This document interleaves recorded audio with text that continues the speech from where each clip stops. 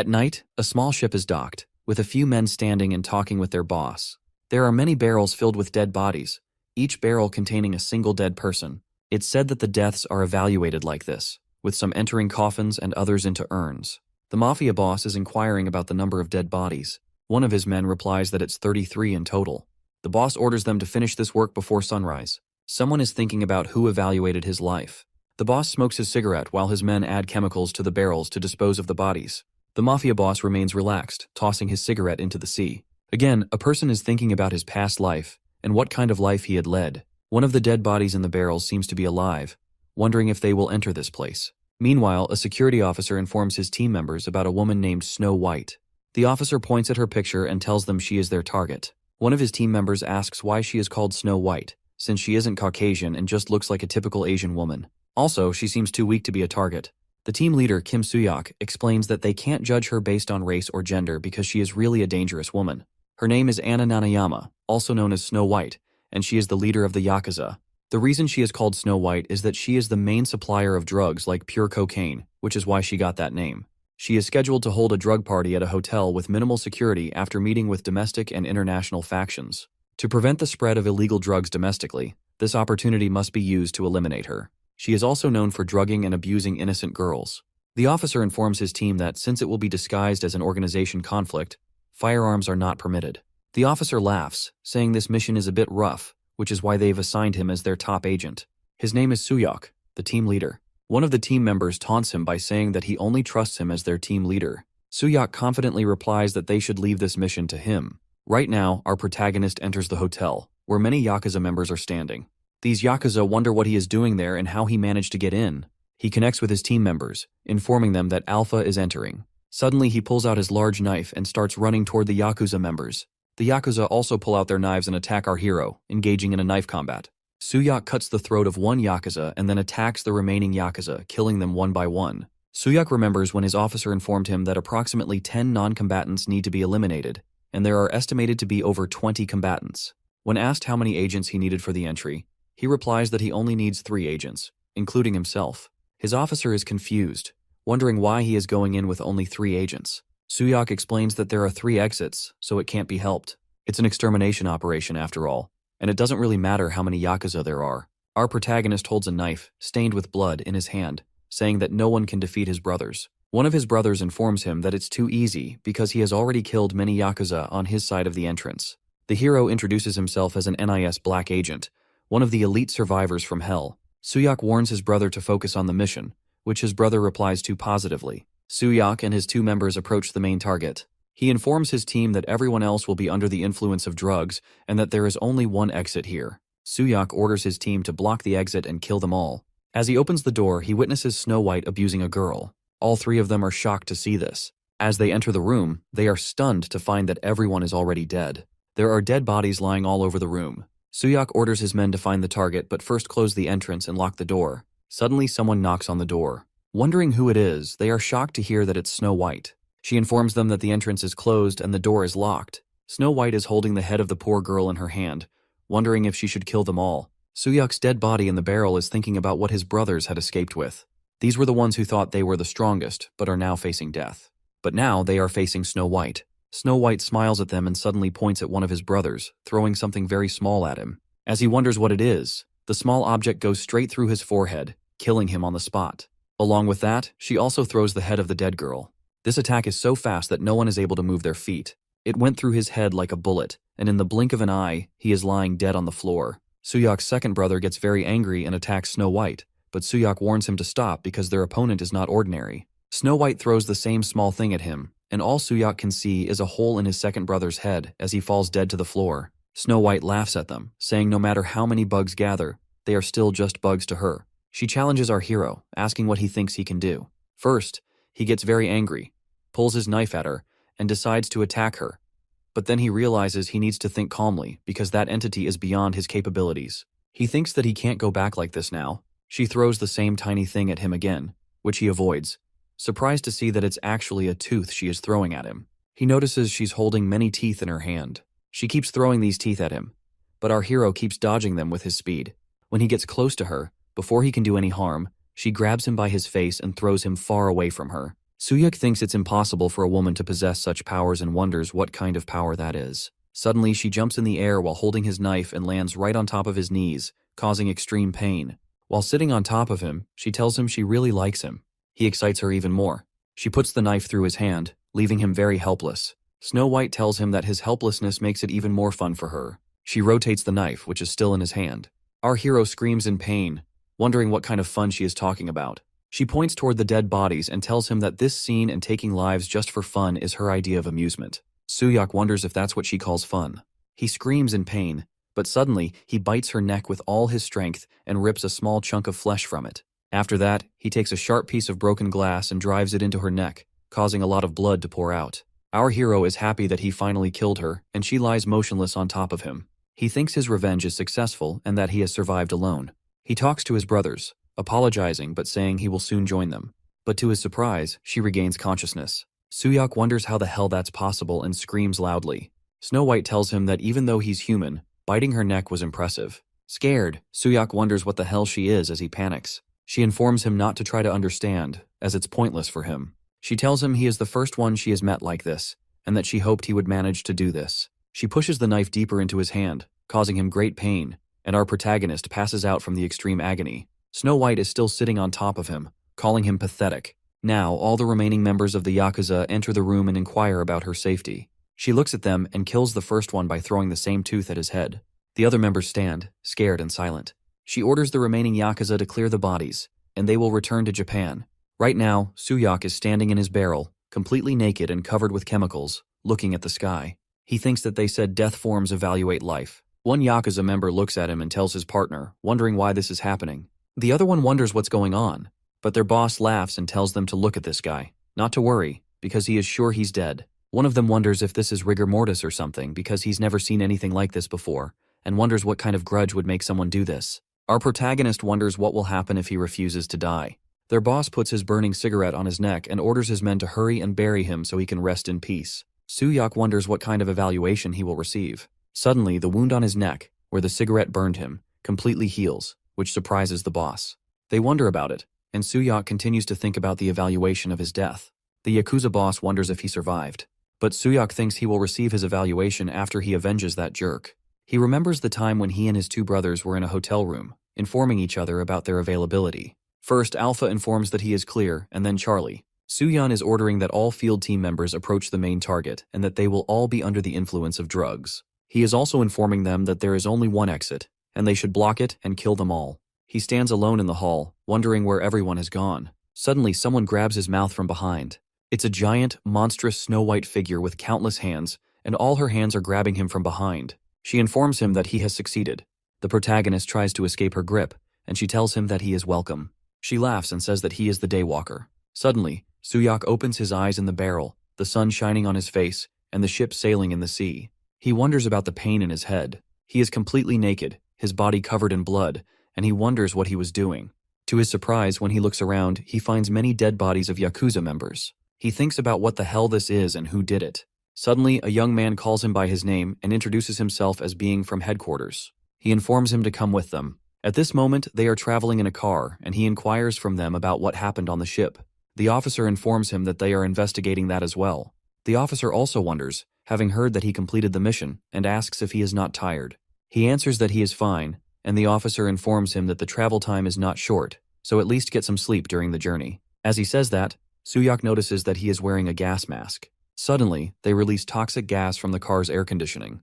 The hero wonders what these guys are. Both officers sitting in the front seats are wearing gas masks, and the protagonist begins losing consciousness. One of the officers informs the director that they have secured the specimen. On the other side, the director is laughing and informing his officers that good work has been done and to transport it to the lab. He also says that they will start with the dissection immediately. The director is standing near his table, laughing like a psychopath, saying that finally he has got it. That thing. He thinks about Snow White. Soon, the car reaches headquarters. The director informs the researchers to gather around and quickly move it from the car because there are so many experiments to be conducted. As the researchers open the trunk of the car, they get scared to see the dead bodies of two officers. As the researchers wonder about it, suddenly a giant tooth comes from the window of the car and kills one of them on the spot. In the blink of an eye, all the researchers and agents begin falling dead on the ground one by one, all of them getting hit on their heads and dying. The director wonders what is happening as all his team members are dead. He questions how in the world this happened. The car doors open, and the protagonist comes out of the car. The director is scared as he looks at him. He starts running for his life, yelling for all units to eliminate that man. On the other side, Suyok is reloading his gun. In a short while, many agents start running toward him, holding knives in their hands. But he starts shooting them in their heads one by one. One by one, they start falling down. One of the agents manages to come close to him and attacks him with his knife, but he shoots him in the arm and then blows off his head with a single shot. At this point, more agents are attacking him with knives, and he is dodging them easily. First, he kills one agent and stabs another one. After killing him, he shoots the other one as well. But suddenly, an agent from a little distance manages to shoot him in the head. Shortly after, the agent informs the director that they have subdued him. All the remaining agents come close to his dead body while our protagonist is lying dead on the ground. These agents are armed with guns. When they get close to Suyok, he suddenly pulls his gun and shoots two of them immediately. The other agent shouts that he definitely shot him in the head and wonders why he is not dead and still moving. In the meantime, our protagonist grabs that agent by his neck while the agent is screaming and begging for mercy. After killing him, our protagonist thinks that he and his team dedicated their entire lives to the country, while the director is running away and screaming for help. He remembers when he killed two agents in the car and read the message from the director to kill him. He thinks that they have sacrificed them for their own achievement. He is looking at the director, who is running away from him. He thinks that he will show the director just how vicious the dog he abandoned can be. He walks away from the parking lot where he killed countless agents. Suyok thinks that maybe twice or even 3 times he died. He has no idea what's happening to his body. But what is certain is that as an agent, he gathers information and eliminates enemies.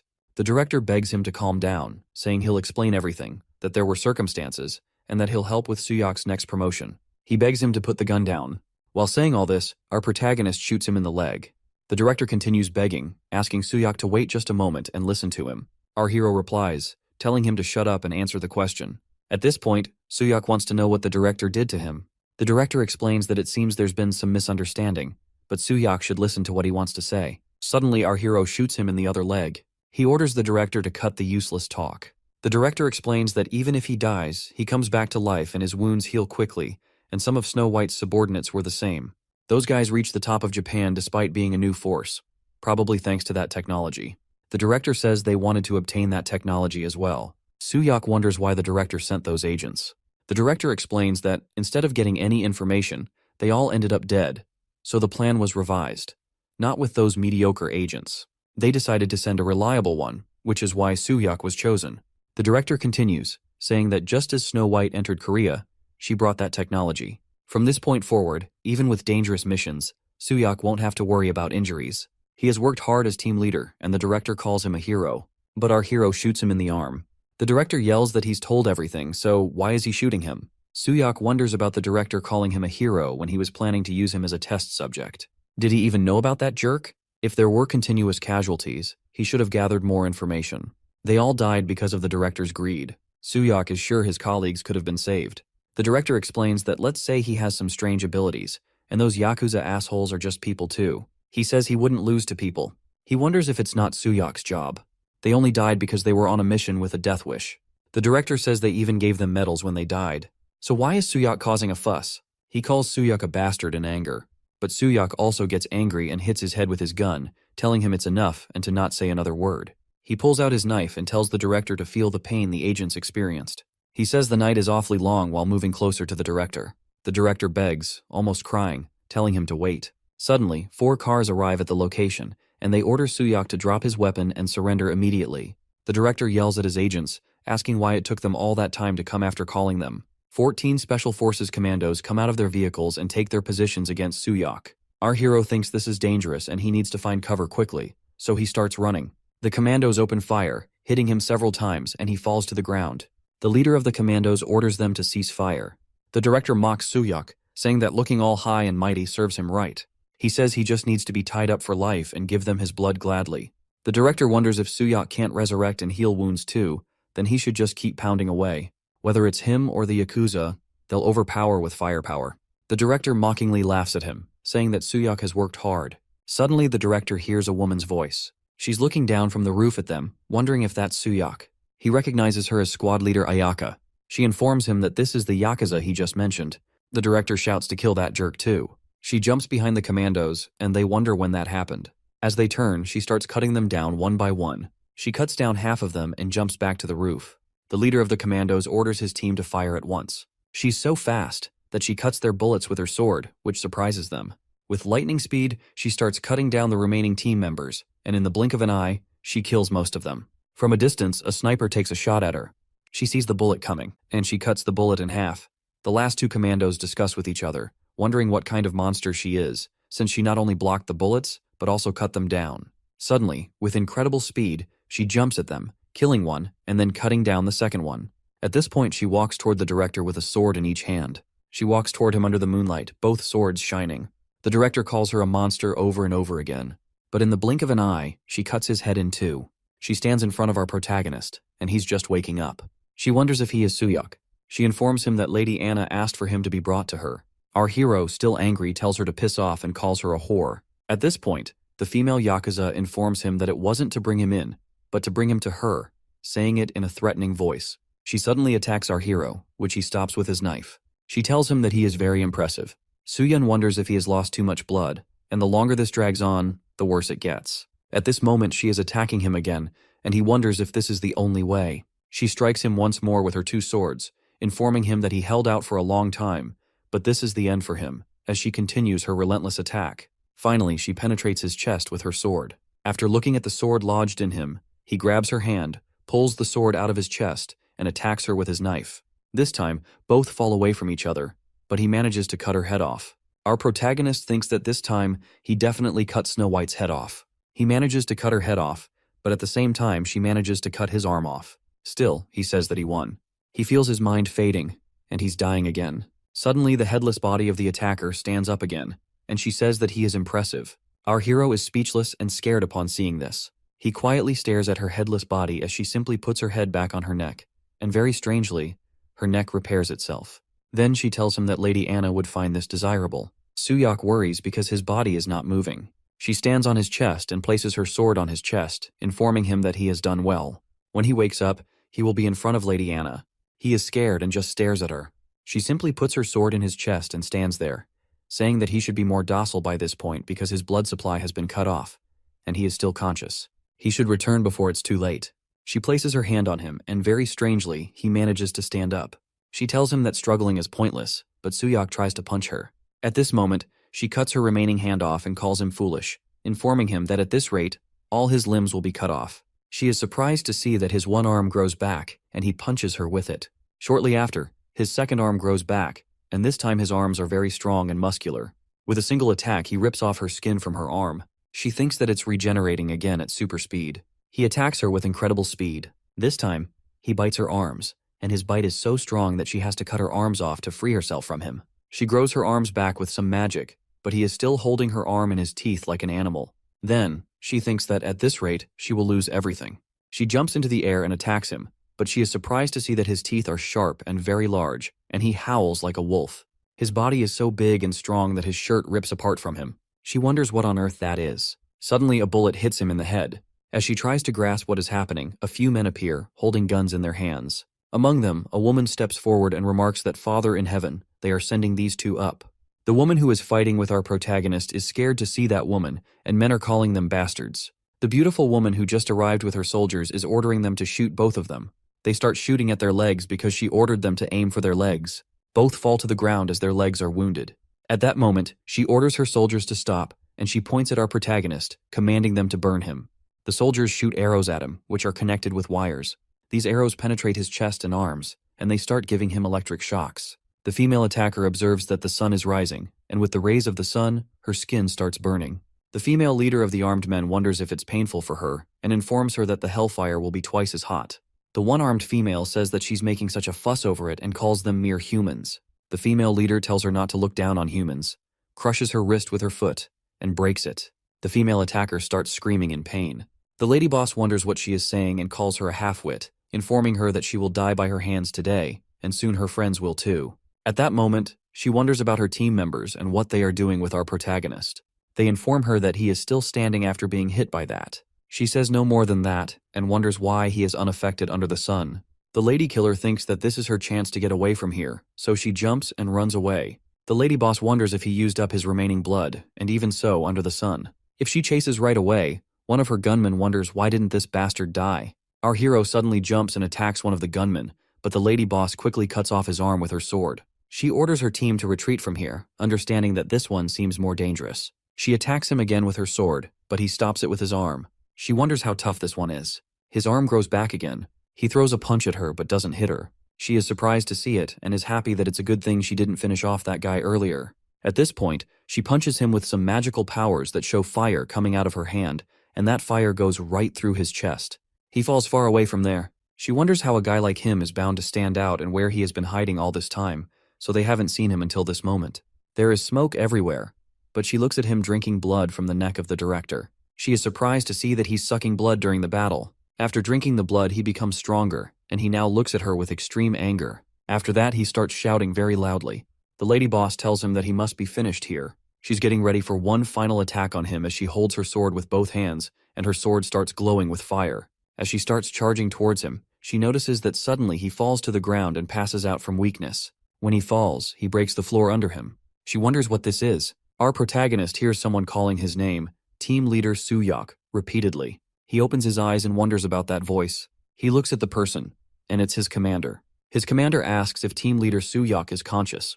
The lady boss is also there staring at him. Suyok asks about the identity of the lady boss, but finds out that he is chained to a pillar. He wonders about his condition. The lady boss informs Suyok to listen to her carefully. After considering his conduct, they have decided to kill him because he is a vampire. He is surprised and looks at the lady boss, wondering what she is talking about.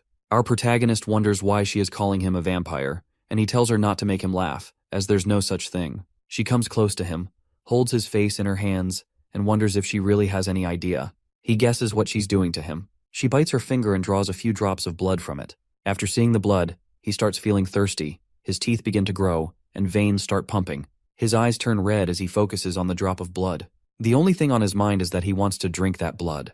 He stares at her like a crazy person. At this moment, she asks him if he believes it now. Our protagonist inquires what just happened. The commander tells her that he can't believe it, but it seems true. He also got a video of him rampaging on the ship, and the bodies were exactly as the person described. Suyok asks if he's saying that he did that. The lady boss explains that issuing a removal mission without knowing what Anna is, and it's true when these guys are reckless. Suyok wonders if they found out that Anna is a vampire, and something even the National Intelligence Service doesn't know. The lady boss confirms that, of course, killing vampires is the job of her Vatican squad. She puts her feet on his chest and informs him that, according to the rules, they should have killed him too, but she will give him a special chance to become her dog. Suyok is surprised to hear that. She continues that from what she's heard, they have a common enemy. So, let's not waste their strength on each other and kill Anna together. At that moment, in a multi-story building, Snow White says that some are taking over the cartel and absorbing the mafia, so why can't anyone catch a single bug? She grabs the lady attacker by her neck, and the attacker begs for mercy, saying sorry to her. Snow White already cut off her body into several pieces. Snow White explains that, as expected, she should not have entrusted it to her. She then pulls off her mask, kisses her on the lips, and transfers some of her blood into her mouth. After receiving her blood, her body starts growing back, and within a few seconds, her body fully regenerates. At this point, she's sitting in front of Snow White on her knees. Snow White warns her that this is her last chance and orders her to bring her. The lady attacker leaves the building, and while walking on the street, another girl looks at her from the roof of the building. She's sitting on the roof like a cat. Our protagonist is traveling in a car with the lady boss and a driver. He thinks about her warning that he just has to choose whether to die as a vampire from her hands or become her dog and work to kill Anna together. He also remembers the advice of his commander to be careful, and no matter what, the agent he killed was from the director's faction. They have no chance but to target him as well. His expression says it all. The lady boss inquires if it's hard to believe that he's a vampire. Suyok asks her why she brought him here. She explains that if it wasn't for her, all the factions would have targeted him.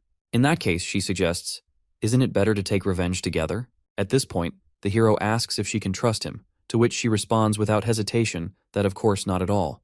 And the enemy of her enemy is her ally. For now, that's enough. She informs him that they're at the main base of the squad, and it's a sanctum. He asks if it's not just a cathedral, to which she replies affirmatively. He mentions that this way, it seems more natural. He looks at the building, still wondering if they were supposed to return. She clarifies that this isn't their destination. Moreover, since the sanctum is protected by sacred artifacts, he can't enter it. At that moment, he wonders what's next. She replies that even if he becomes a member of the squad, right now, he's just prey for Anna. Therefore, she has classified him as a special case and decided to manage him herself. In other words, he'll have to live with her. Right now, the lady boss is informing him that this is a hotel affiliated with the squad. It provides the location and leaves no records. At this moment, she thinks that they haven't even properly introduced themselves. She is a member of the Vatican Secret Squad, and her name is Mirror. Our protagonist introduces himself as Kim Soo-hyuk. Mirror is curious, thinking that he probably has a lot of questions and allows him to ask anything. He's curious about vampires. She wonders if he's accepted it, and at that point, she starts explaining. As long as they keep consuming human blood, vampires will never die. They possess physical abilities that surpass those of humans, and some vampires also have unique abilities. Most of these abilities are made from the blood of ancient vampires. Currently, Anna is the only remaining one. Soo-hyuk suddenly remembers the time when he bit Anna's neck, and some of her blood went into his mouth. He wants to know from Mirror how they kill them. She explains that vampires burn to death when exposed to sunlight, except for him. That's probably why Anna is targeting him. However, by turning that point to his advantage, they can create an opportunity to confront Anna. To do that, he needs to get stronger, and she will help with that. She asks him if he understands why she brought him here. He replies that he understands very clearly. She fears him, and without the constraint of the sun, he could become the worst vampire. Leaving him alone is dangerous, and killing him means losing a lot of potential. So, using the public enemy as a pretext to monitor him and remove him if deemed dangerous is the plan. In any case, she has nothing to lose. She smiles at him, wondering if he's not the top agent for nothing. In the end, he is still a vampire, and it's just part of doing his job as a squad member. She continues, saying that it's also true that they want to kill Anna, and for that, they intend to make him stronger. If he has any complaints, he can feel free to speak up anytime. Soo-hyuk informs her that he has already died several times. As long as he can kill Anna, he doesn't care about anything else. He has the intention of submitting easily. Mirror thinks that he revealed his true intentions without hiding anything, yet he is still willing to follow. Is he trying to say that his goal is nothing but revenge? After all, she really likes his boldness. She also thinks it will be enjoyable to tame him. Finally, she informs him that with the introductions complete, it's time to eat. She offers her neck for him to bite. The protagonist wonders what she really means by biting her neck suddenly. She taunts him, reminding him that whether he likes it or not, he is a vampire too. Normally, a lack of blood would stop his movements, but he seems to be frenziedly seeking blood in a unique way. She's curious if he would also refuse to kill innocent people. He stands up from his chair and starts walking toward her. Mirror continues offering her neck, mentioning that her neck is cramping. She urges him to hurry up and drink. After some hesitation, he bites her neck and starts sucking blood from it. His eyes turn red. She wonders if the blood is coming in and repeatedly tells him to drink more and more, offering to let him drink it all. Suddenly, he recalls Anna's words, when she remarked that, as expected, he is an interesting one. Remembering that, he stops sucking blood and pushes Mirror away from him. She goes straight to her bed and lies down for a few seconds. Soo-hyuk wonders if the impulse for blood is the vampire's instinct. She informs him that he'll be busy starting tomorrow, so it's better to sleep quickly. She warns him that if he slacks off, she'll kill him. He looks at her and questions whether he will have to drink blood like this every day. All of this is for revenge. Even if his body has become a vampire, his heart won't. He remembers his two brothers who were killed by Snow White. Soo-hyuk is confident that he'll surely send that jerk to hell. Our hero also lies down just next to Mirror and sleeps. As both sleep very peacefully, Mirror wakes up and wonders why he's lying next to her. She is wondering the reason why he is lying right next to her, and he notices that there is another room right in front of him and did not mention that there is a bed over there. And yet he is lying right next to her. It's unbelievable for her. And as a saint, sharing a bed with a man is a bit improper, and she is thinking that she did not know he was like that. And what a lecherous guy, and what kind of lascivious thoughts. First, she keeps staring at him. Then she closes her eyes and keeps telling herself that she needs to calm her mind. She finally starts praying to their Father who art in heaven, hallowed be thy name, and lead us not into temptation. Suddenly his hand falls right on her belly, and she gets scared. She is trying her best to control her impulses and wondering what will happen next. Today in the staff room, Soo-hyuk and Mirror are standing face to face, and she is informing him that she will explain how to kill a vampire. And as he already knows, ordinary weapons won't work on vampires. There are only two effective ways to eliminate them. One is sunlight, and the other is silver. Even touching silver can cause burning pain, and using silver weapons to decapitate or stab the heart will deliver a fatal blow and kill the vampire. Now, she is reminding him that back then, the lady attacker did not die. And other than that, vampires can't be destroyed. And does he have any questions before they begin the training? He is wondering that she said that Mirror is her name, and he is sorry about the last night in his sleep. Suddenly, she gets very angry and throws a punch at him, which he stops with both hands. And he is wondering what on earth she is doing. She is very angry and warning him to cut the nonsense and should have the basics down. So let's begin immediately. And what he needs is combat experience with non-human entities. And through future duels, he will grow stronger as a special forces member and simultaneously, and he should gain strength as a vampire through blood. And if he understands, suddenly Mirror again jumps at him and throws a punch at him and orders him to get in line. But he stops her punch very easily. He taunts her that there is no human stronger than vampires. This time he throws a punch at her, which she dodges very easily. But this time she connects a fast punch to his chin. This time, she did not stop and kept throwing punches at him and throws him down to the ground and informs him that no matter how hard the road is, she will endure. He gets up and informs her that he survived even in hell because he is a black agent. They keep on training, and after several months of training, now he is making progress. And he is taking shape. But it's still far from enough. Suddenly, an agent enters the room, and Mirror wants to know what's the matter all of a sudden. The agent apologizes for the interruption while she is busy, but it seems she needs to go to the sanctum immediately. She is wondering why the sanctum. She confirms to him that she understands and she will prepare right away. And she informs him that she will be back soon, so stay here, to which he replies positively. Now she is walking towards the sanctum and wondering why they are calling for her at the sanctum. She is complaining to her officer about it, but he replies that he doesn't have access to the details. She is suspecting that she has a rough idea about the entity that can call her in this manner. A car arrives, and she is informing him that it must be them who have arrived.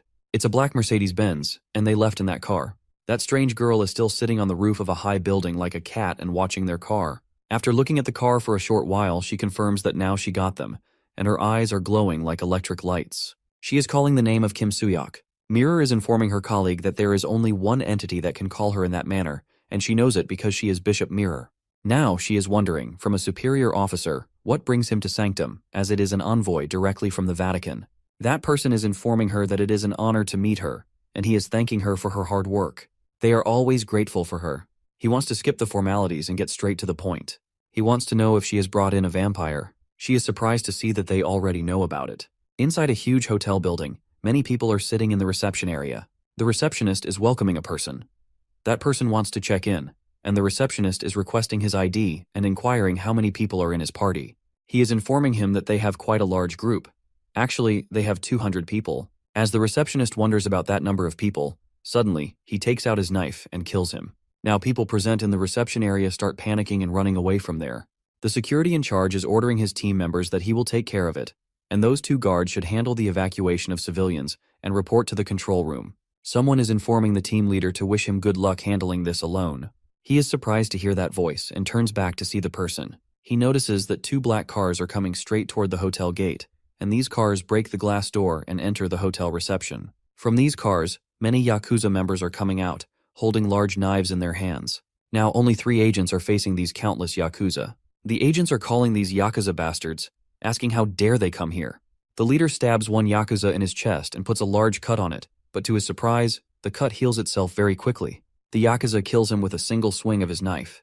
The Yakuza is saying to him that hiding in a place like this and joining forces with the Vatican scum is a betrayal of brothers. They are looking for Soo-hyuk, and their leader is informing them that he must be somewhere around here. If it's him who administered that, there should not be any problem. All these Yakuza are vampires. Now the Lady Yakuza is ordering these men to bring him, and all the Yakuza start running toward the rooms. She is talking with a vampire girl and informing her that she has worked hard searching too, and ordering her to destroy the control room and then join her.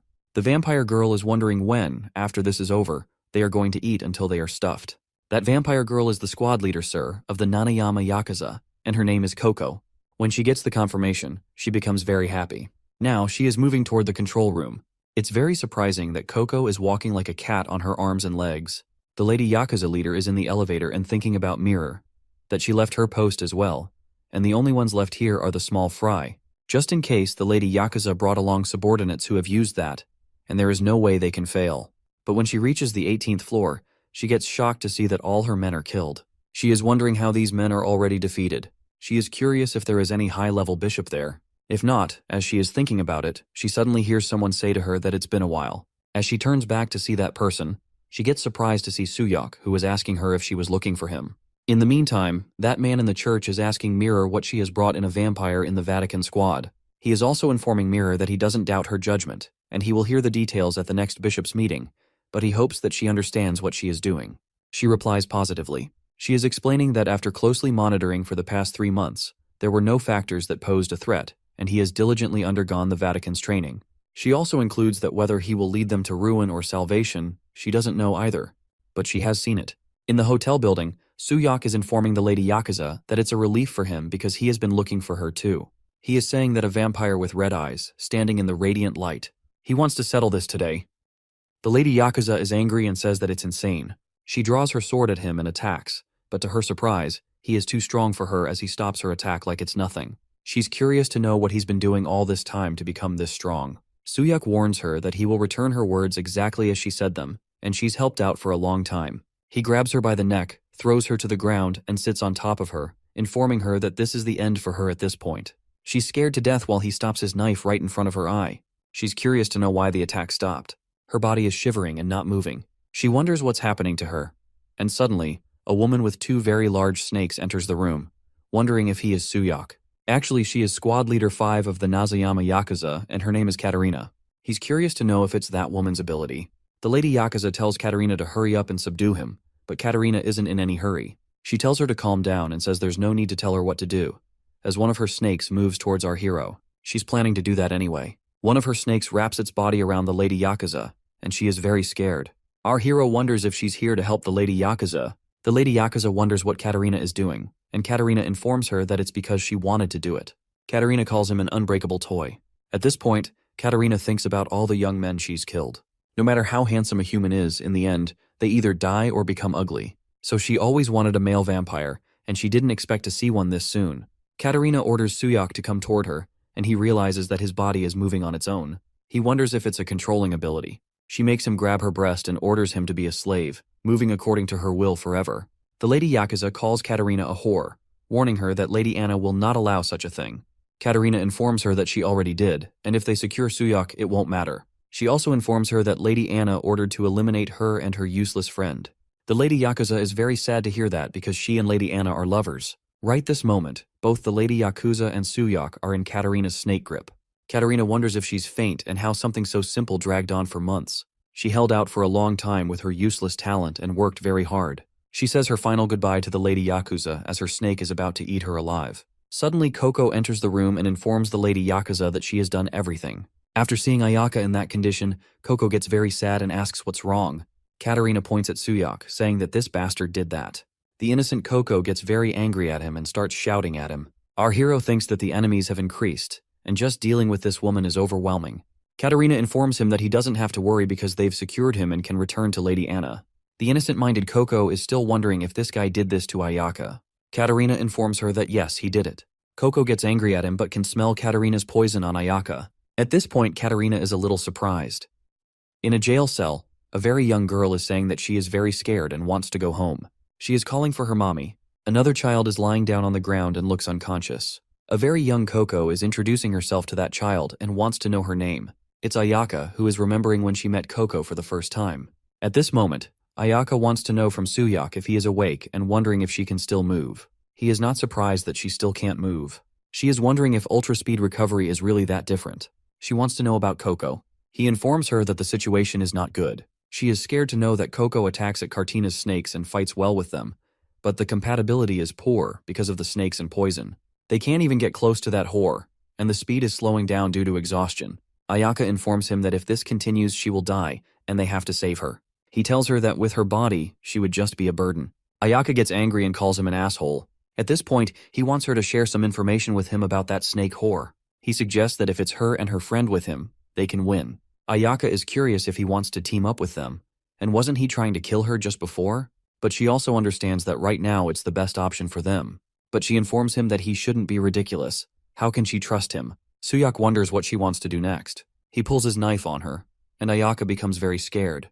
At this moment, Katarina is thinking that she is using more power than she expects, and wanting too much of her blood, especially on this unexpected fool. She also wonders why on earth she hasn't been poisoned yet. There's no way this jerk can detoxify her poison. She's too clueless. Koko is still fighting Katarina's snakes. Katarina is surprised to realize that Koko is just holding her breath the entire time. Finally, Koko attacks her, pulls in the air, and throws her out of the window. Then Koko starts breathing again, admitting that she would have been dead if the fight had lasted much longer. She asks Ayaka if she's okay and where she is. Eventually, she finds her, but after all her effort, she collapses to the ground. She notices a tiny snake biting her leg, feeling the poison spreading through her body. She wonders if she is underestimating her opponent too much. Suddenly, Katarina returns through the broken window and mockingly asks if Koko is saying something. Both of them are close now. Katarina finds it very interesting and decides that she will make sure Koko and her friend, whom she is desperately searching for, stay together forever. She transforms into a huge snake and declares that Koko will end up inside her dear monster's stomach. Just as the snake is about to consume Koko, Ayaka suddenly appears and cuts off the snake's head. Koko feels immense relief and happiness to see Ayaka again. Katarina is shocked to see that Ayaka detoxifies herself, knowing that only Ayaka and she possess the ability to neutralize the poison. She wonders how Ayaka manages to do it. Ayaka recalls the moment when she asks Suyak if he wants to team up, questioning how she can trust him when he just tries to kill her. He responds that if that is how she feels, then it can't be helped. He then takes his knife and cuts his own hand. Ayaka, confused, wonders what he is doing at that moment. Suyak explains that someone once said the enemy of his enemy is his ally, and for now, that is enough. He acknowledges that she must be furious and feel betrayed after giving her all and being on the verge of losing her friend. He understands her anger. At that point, Suyak instructs her to drink his blood. She suddenly remembers Koko as a child, offering her hand in friendship. At that moment, Suyak wonders if she has ever heard the saying that the most terrifying person is someone who has nothing to lose, and when faced with someone like that, it is inevitable. When Katarina dies, Ayaka and Suyak stand together. An agent runs toward Mirror, informing her of a very serious situation, that a large number of vampires have invaded the hotel. Mirror is shocked to hear this. Suyak runs toward the snakes with a knife in his hands, and Ayaka informs him that she can transform her body into a snake and command other snakes. She warns him that if he is bitten by her snakes or inhales the venomous mist, his body will become paralyzed and easily controlled in a stiffened state. Fortunately, the venomous mist doesn't last long, and they need to close the gap between them and her. Our hero is cutting down the heads of her snakes, but there are too many of them. She keeps reproducing them endlessly. One snake takes his knife in her mouth, and he wonders if she's trying to take his silver knife away. Many snakes circle around him, about to attack. Suddenly, Ayaka jumps in, cutting the snakes with her sword. She tells him to pull himself together, saying he's going to die just because he lost the silver knife. She also informs him that she's using her powers by consuming blood, so the snakes won't grow indefinitely, but she plans to drain his stamina. She will deal with the snakes somehow, and in the meantime, he must go and help Koko. He moves toward Koko and informs her that they are temporary allies. He tells her that when he detoxifies her blood, she must support him and her friend. He puts some of his blood in her mouth and says this is the only way for everyone to survive. The blood gives her new life and a lot of energy. Suddenly, she jumps up, pushes our hero down and sits on him like a dog. Suyak wonders if she's being controlled, as he's sure the detox was done. She informs Ayaka that she has got Suyak. Ayaka responds that they are not enemies with him anymore, and they need to kill Katarina along with him. After hearing this, Koko stares at Suyak for a few seconds, then starts running toward the snakes like a cat. Katarina thinks that her plan to find Suyak using these two girls was perfect, but breaking down the poison and then using them after detoxification was also as she expected. She's determined to own Suyak. Meanwhile, Suyak is busy fighting her snakes and guiding the girls to continue fighting as they get closer to Katarina. They just have to push a little more. He shouts that the venomous mist is closing in, and everyone holds their breath, staying close. Ayaka tells them that the mist will clear up soon anyway, and the reason for the smokescreen is... Before she finishes, Suyak says that she must be planning to take out one of them. Ayaka replies that probably, excluding her, the target is either Ayaka because she's fast, or someone who fought alone and relies on Ayaka. Suddenly, Katarina appears right in front of Koko. She tells Koko how dare she lay hands on her body and that she will kill her first. Actually, her snakes bite Ayaka from all directions. Koko is worried about her. Our hero says he even anticipated her reaction, and if she targets Koko, then one of them is bound to get hit.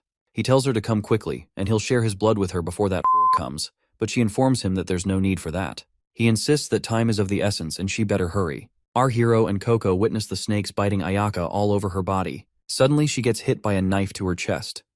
Ayaka remembers when she was young, her mother telling her that she was sorry because she had to listen to what that man says from this point forward. Her mother sold her for drugs. That man introduced her to new friends. Actually, it was a red medicine, and by injecting that red medicine, he told her to be good friends with Red.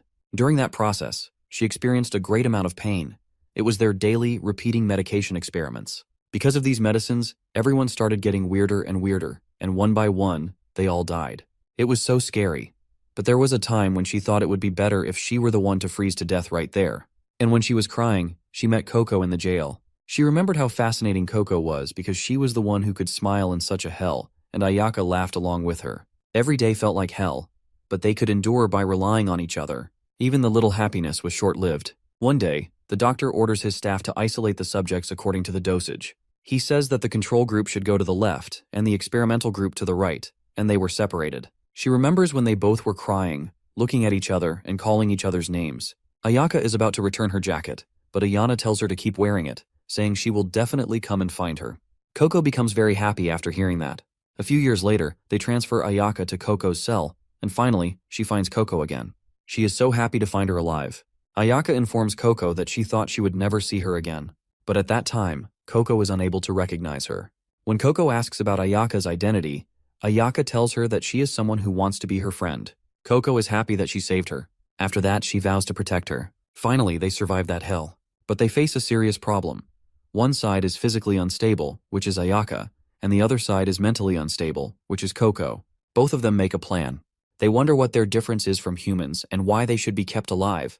They even consider whether they can just kill them. After escaping from there, another hell begins for them. Ayaka starts training to fight with a sword, thinking that she intended to die, and that if she didn't meet expectations, she could be discarded at any time. But as long as she could live with Koko, she shouldn't have left it to her. Can't she even catch a single bug? This is her last chance. The level of humiliation.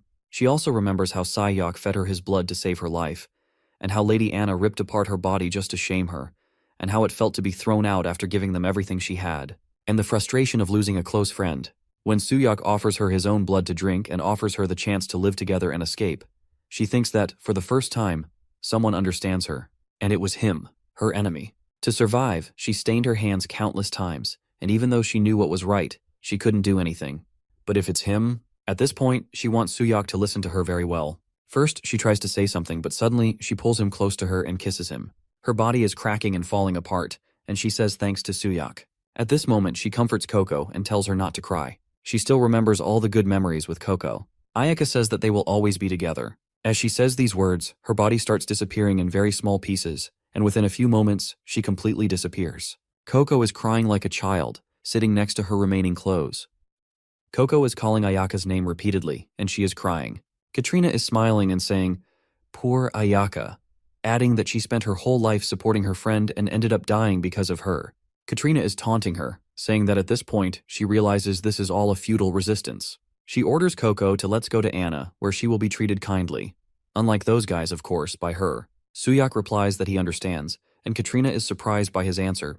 Sayok completes his sentence by saying that he comprehends Ayaka. He says again that he knows what he needs to do. Annoyed, Katarina wonders if she's speaking to herself since no one is listening to her. Koko starts demanding from Katarina to bring Ayaka back, and while shouting these words, she suddenly attacks Katarina with her super speed. Koko jumps into the air and lands back on the ground, and her action creates a very bright light. Both Katarina and Sayok are surprised to see that. As they wonder what just happened, they find out that it's the Vatican people who have arrived. With them, Mirror is also present. Sayok informs her that Koko is not among the enemy, and that they are together. But he notices that a bullet just missed his head, and he wonders why they're shooting at him. A woman says there are really a lot of vampires and informs him that he doesn't have to worry about it because she will purify all of them. Her attack is filled with divine power, and even her eyes are pierced by the Holy Cross. She tells him that he's got some guts because they're attacking a hotel belonging to the Vatican squad. Katarina tells her that she's the one with guts because she has brought so many puppets for her. She starts releasing venom into the air, and Sayok warns everyone to hold their breath.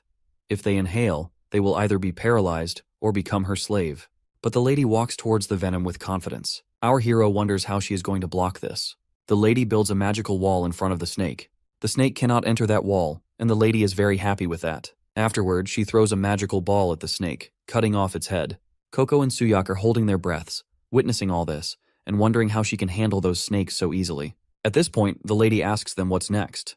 They're curious about how strong she is. Our hero notices that the snake jerk has disappeared, and there are no poisonous clouds aside from the snake's head. The lady is sad because she has no idea where Katarina went. She asks her team members where she could have gone. They reply that they have no idea. One of her team members calms her down. The lady bishop is crying that only the head of the snake is left. Sayok informs her that it's because she cut it off, and it's possible that Katarina has hidden and escaped in the snake's head. Now she understands and thanks him. Our hero suggests that they need to chase after her quickly. The lady bishop points toward Koko and Sayok and orders her team to shoot them first.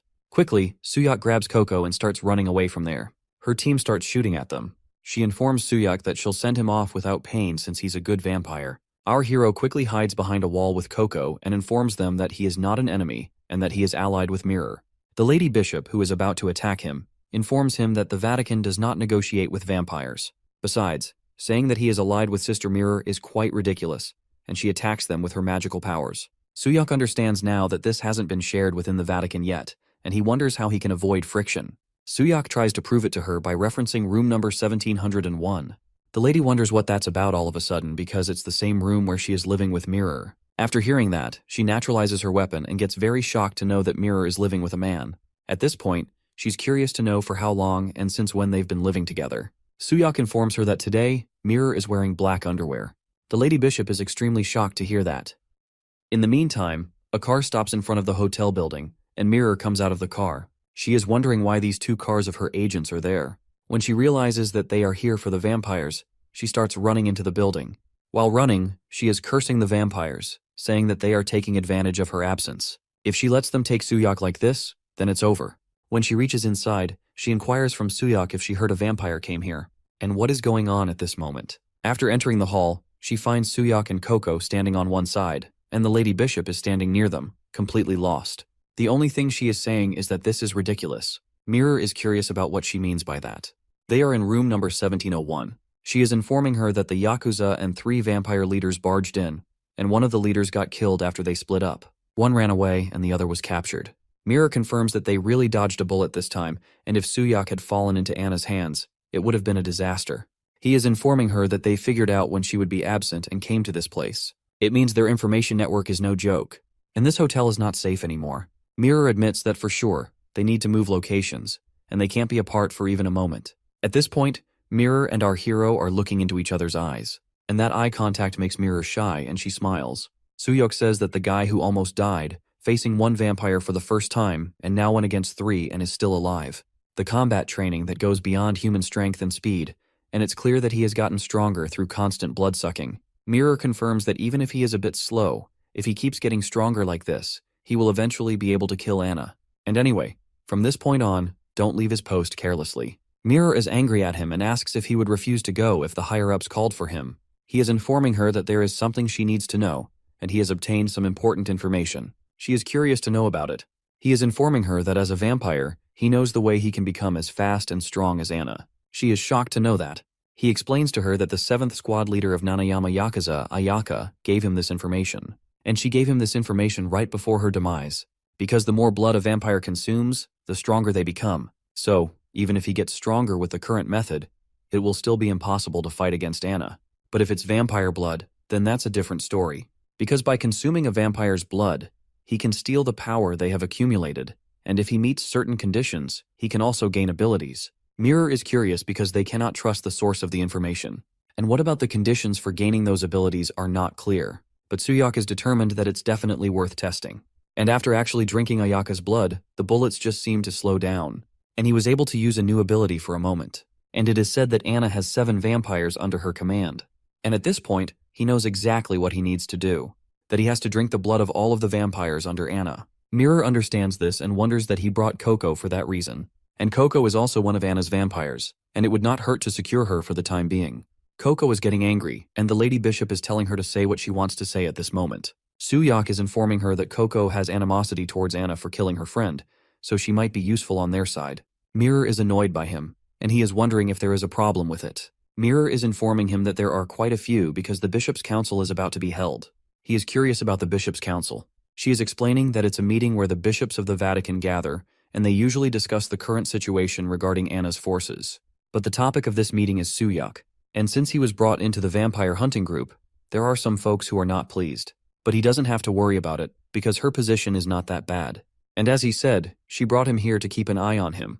But at this point, she thinks she can trust him a little. She starts opening her shirt and telling him that he has worked hard. She is offering her neck to suck blood as a reward and telling him to eat up.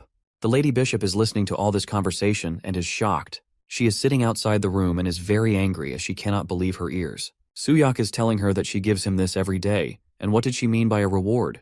The Lady Bishop is wondering outside the room that she gives him that every day. Mirror is informing him that he has changed since the beginning, because at first, he struggled to hold back in excitement. But now, he seems to be doing it quite leisurely. And if it gets too hard in the middle, just let him know, he informs her. Outside the room, the Lady Bishop is shaking in fear by hearing that.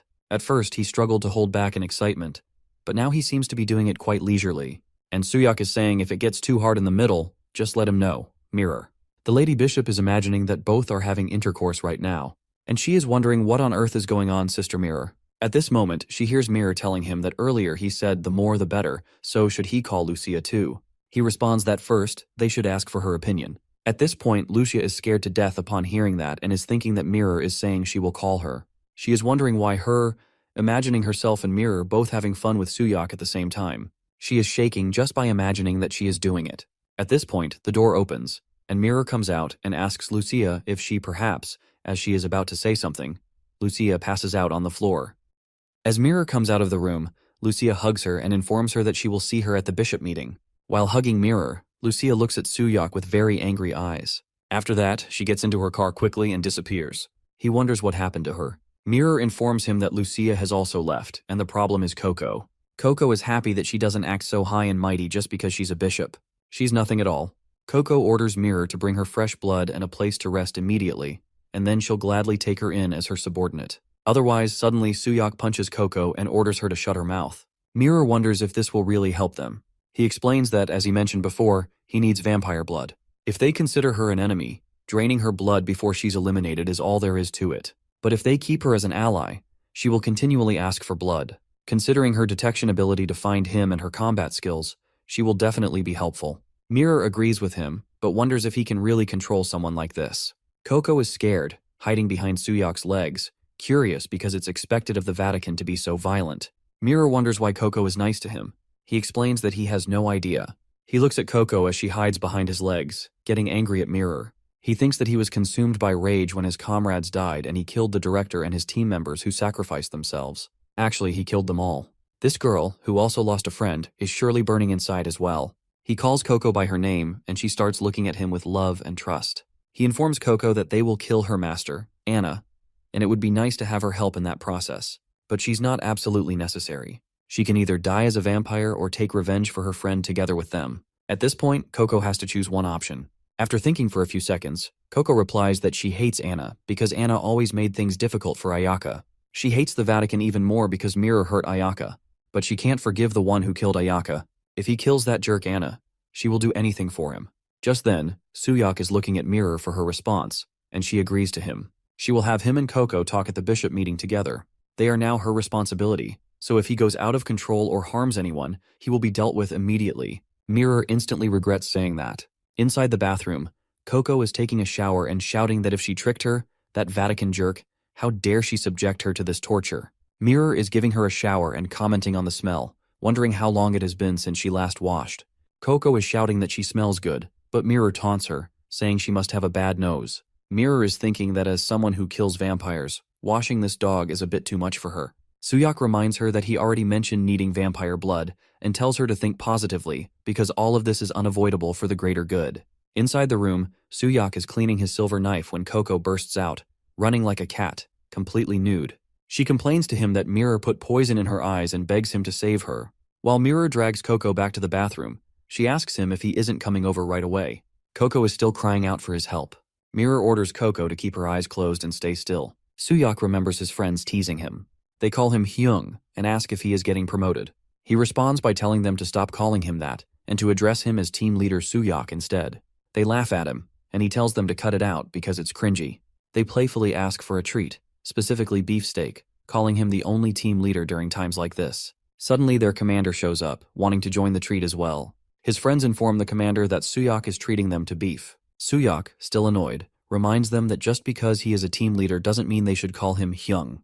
The commander responds that once a Hyung, always a Hyung. Suyak reflects on how noisy those times used to be. Mirror is still handling Koko, telling her to rinse her mouth quickly and not eat anything in the bathroom. After finishing the shower, Mirror, exhausted, lies down on her bed, thinking that the situation is insane. Koko never listens to her but follows Suyak's orders obediently.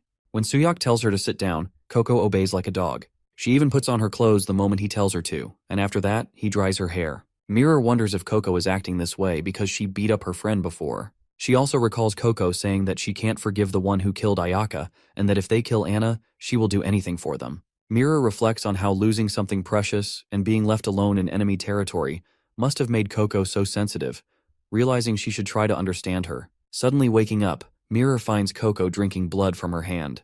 Confused, she wonders what Koko is doing. Koko casually replies that she is hungry. Mirror smiles at her, but in her other hand, she holds her sword.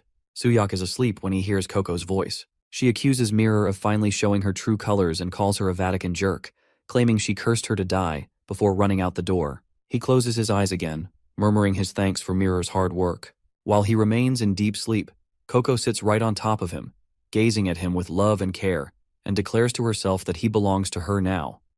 It's early in the morning, and Suyak wakes up from deep sleep, only to find someone sleeping on top of him. When he lifts his blanket, he realizes it's Koko, sleeping like a child on him. He wonders why she is here. She replies that it's dangerous because of the sunlight. He wants Koko to wake up at this moment. He removes the blanket completely, still wondering what on earth she is doing all of a sudden. She refuses to move away from him, crying while calling out Ayaka's name. At this point, he understands her problem. He drank Ayaka's blood, and now he has her scent. That's why she followed his words so well. He understands how it feels to lose a precious companion, and he understands why she's crying for her. Koko is still holding him in bed and not letting him go. He remembers the time when his commander comforted him, saying it's okay, and he cried like a child. He tells Koko that everything is fine at this point. At this moment, inside the hotel's gymnasium, he and Mirror are practicing martial arts. When Mirror throws a very fast punch at him, he easily escapes it. She's surprised to see his speed. When he punches her, it hits her in the face. She tells him that he's suddenly improved. His reactions are definitely faster than before. She wants to know if it's because of Ayaka's blood. It's good, as she needs to use this to her advantage. He wonders what she means by that. She explains that today is the day of the Bishop Conference. His existence is still unofficial, but today will be the day to decide his official admission. If he is deemed unsuitable for this order, he wonders what will happen then. Mirror explains that he will be immediately executed. She puts her hand on his shoulder and comforts him, saying he doesn't have to worry because she believes he has enough potential to attract hidden vampires, as well as rapid growth to compete with the captains in a short period of time. These two things will help him contribute to the order. Since he will be the key to ending the crusade by killing Anna, she asks if he's not confident.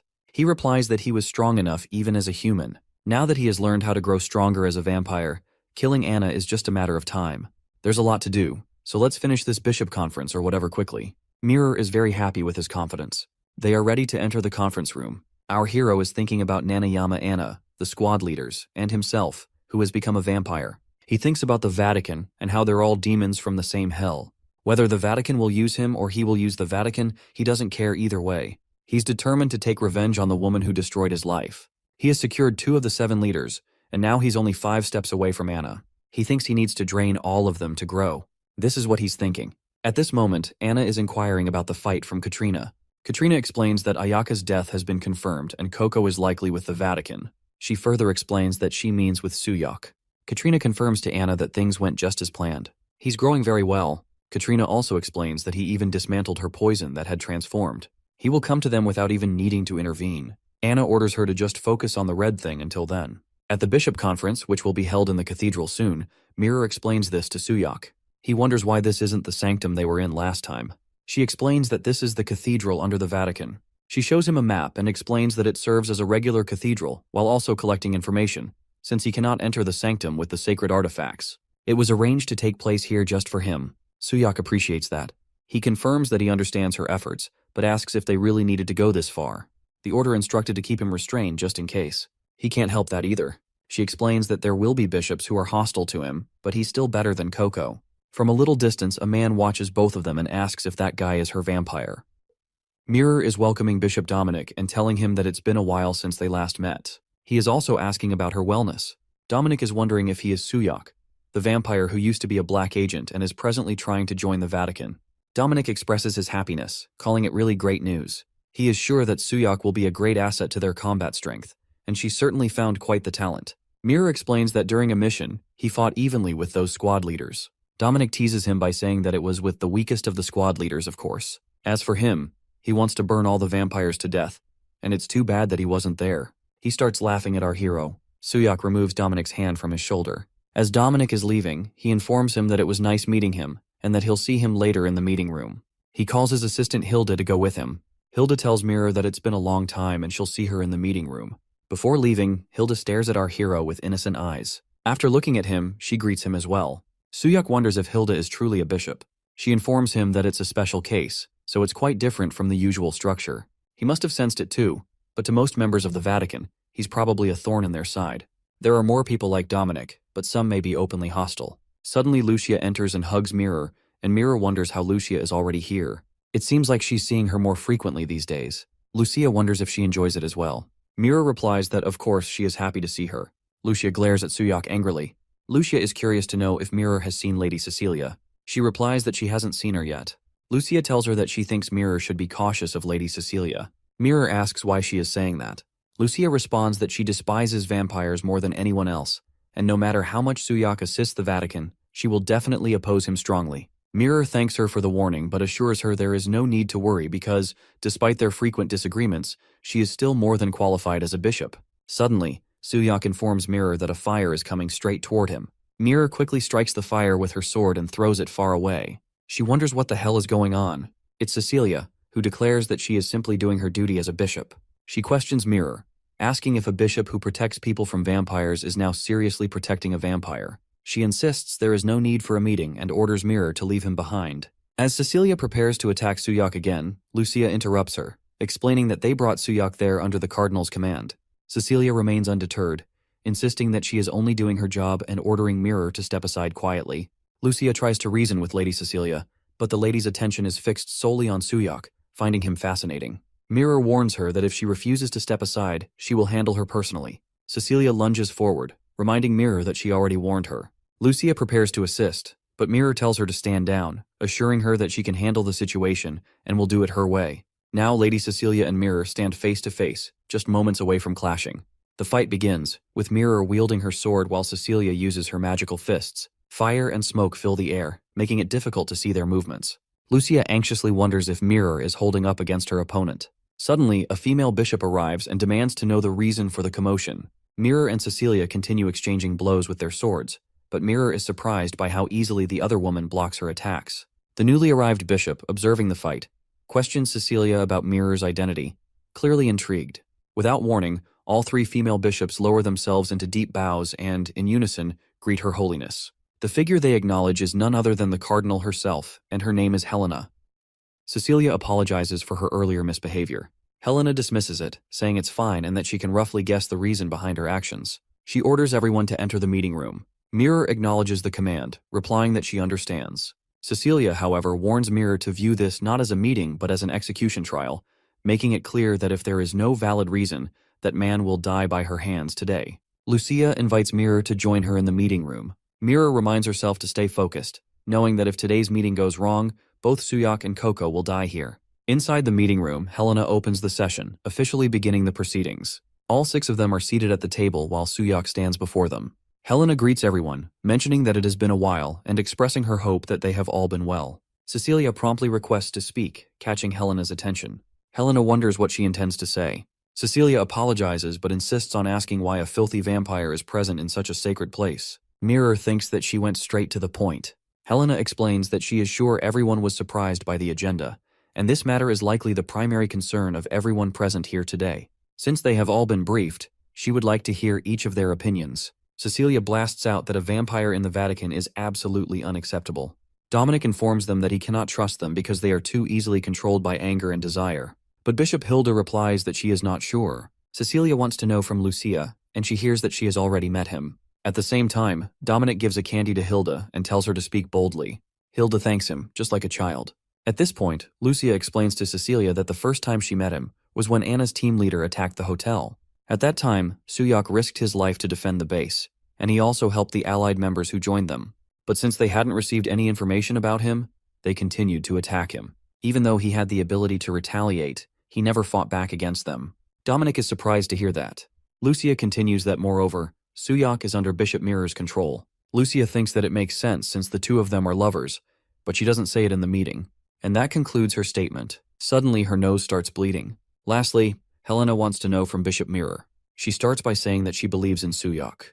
Helena wants to know why she thinks he is necessary for the Vatican. Mirror replies that it's because she saw his revelation.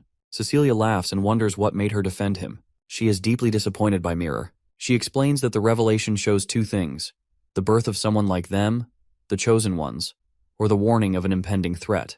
And that revelation clearly means they must kill Suyak. Cecilia adds that this guy even mercilessly killed his own comrades. Suddenly, Suhyok speaks, saying that those guys attacked him and his team. Cecilia shouts at him to shut up and gets ready to attack him. She informs him that scum like him has no right to speak. Our hero looks at Cecilia with angry eyes. Meanwhile, Koko wakes up in a cell and feels very hungry. All she can think about is wanting to drink blood. Mirror continues, saying that therefore it was Suhyok who was actually betrayed. If not for him, the agents' lives would have continued to be sacrificed. Cecilia is still very angry and says that anyway, that guy is still a vampire. The will passed down from their ancestors is clear. The extermination of their kind. Mirror agrees with her, saying that to exterminate the vampires, they must deal with Anna and her vampires as well. She asks if there is anyone here who can make them come to them on their own. Mirror wonders from her team. The Vatican was established by St. Peter with a 2,000-year history, and thanks to the dedication and sacrifices of the members of the Vatican, only Anna remains of the ancient vampires. However, Anna cunningly hides in the shadows and expands her power while evading them, but suddenly those hiding have begun to emerge, just due to Suhyok's appearance. Since his arrival, the 7th squad leader has been annihilated, and the 6th squad leaders joined them. Mirror continues, saying that everything that was stagnant is now moving quickly, and they now have a lead to end this game of tag that has lasted for 2,000 years in their generation. Cecilia is angry at Mirror and tells her that she's spouting nonsense. What about the 6th squad leaders joining them? Has she completely lost it?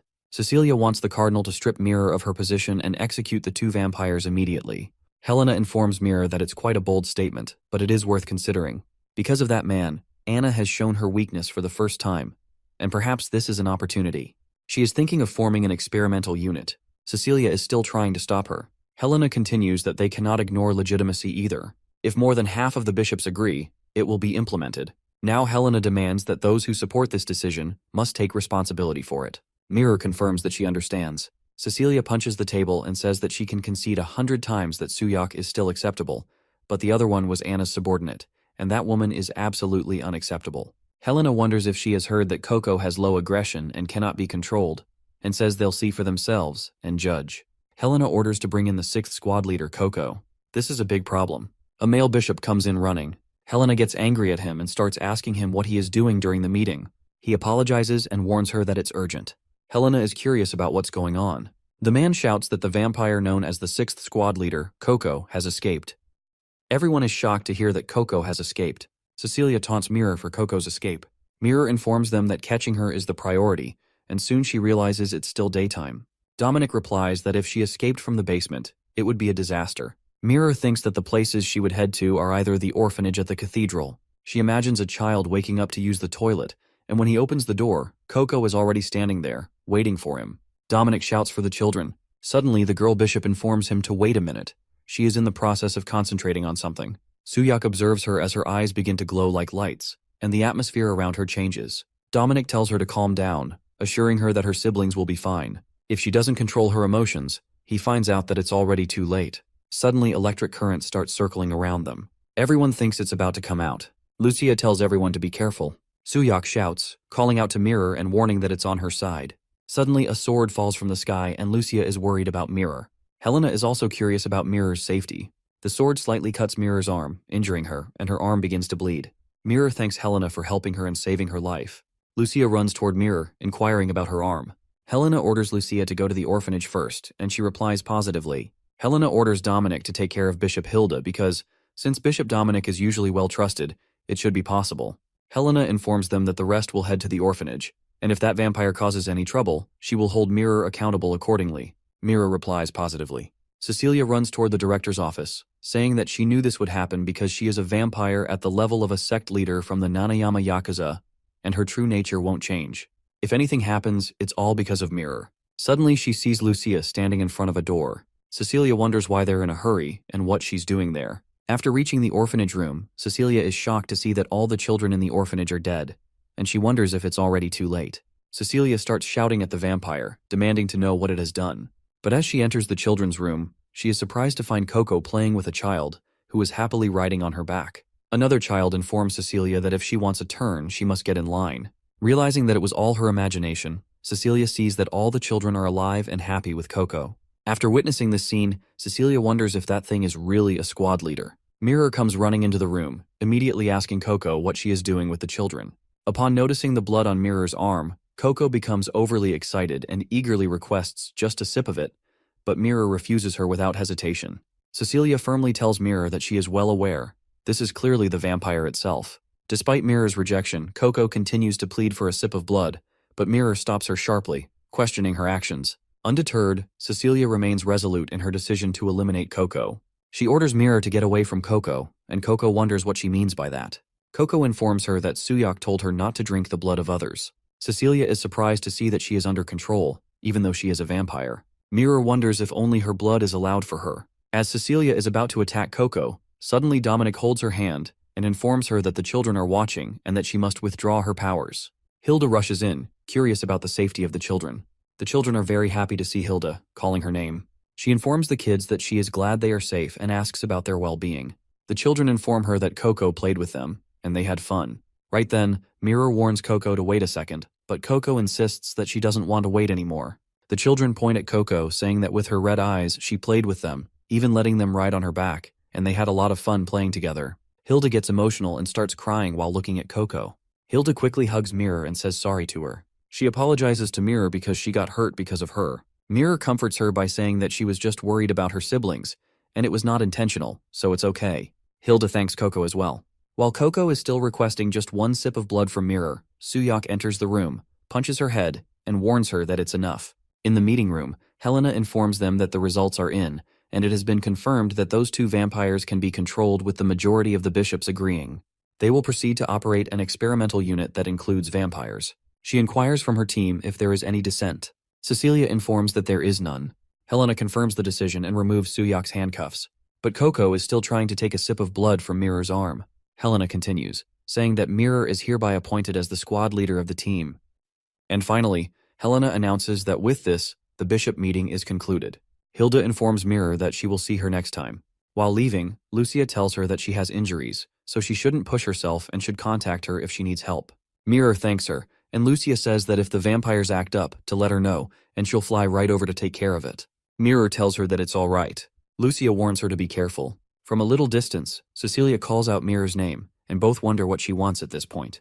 Cecilia reminds her that the true mission of their crusade is to save people from vampires.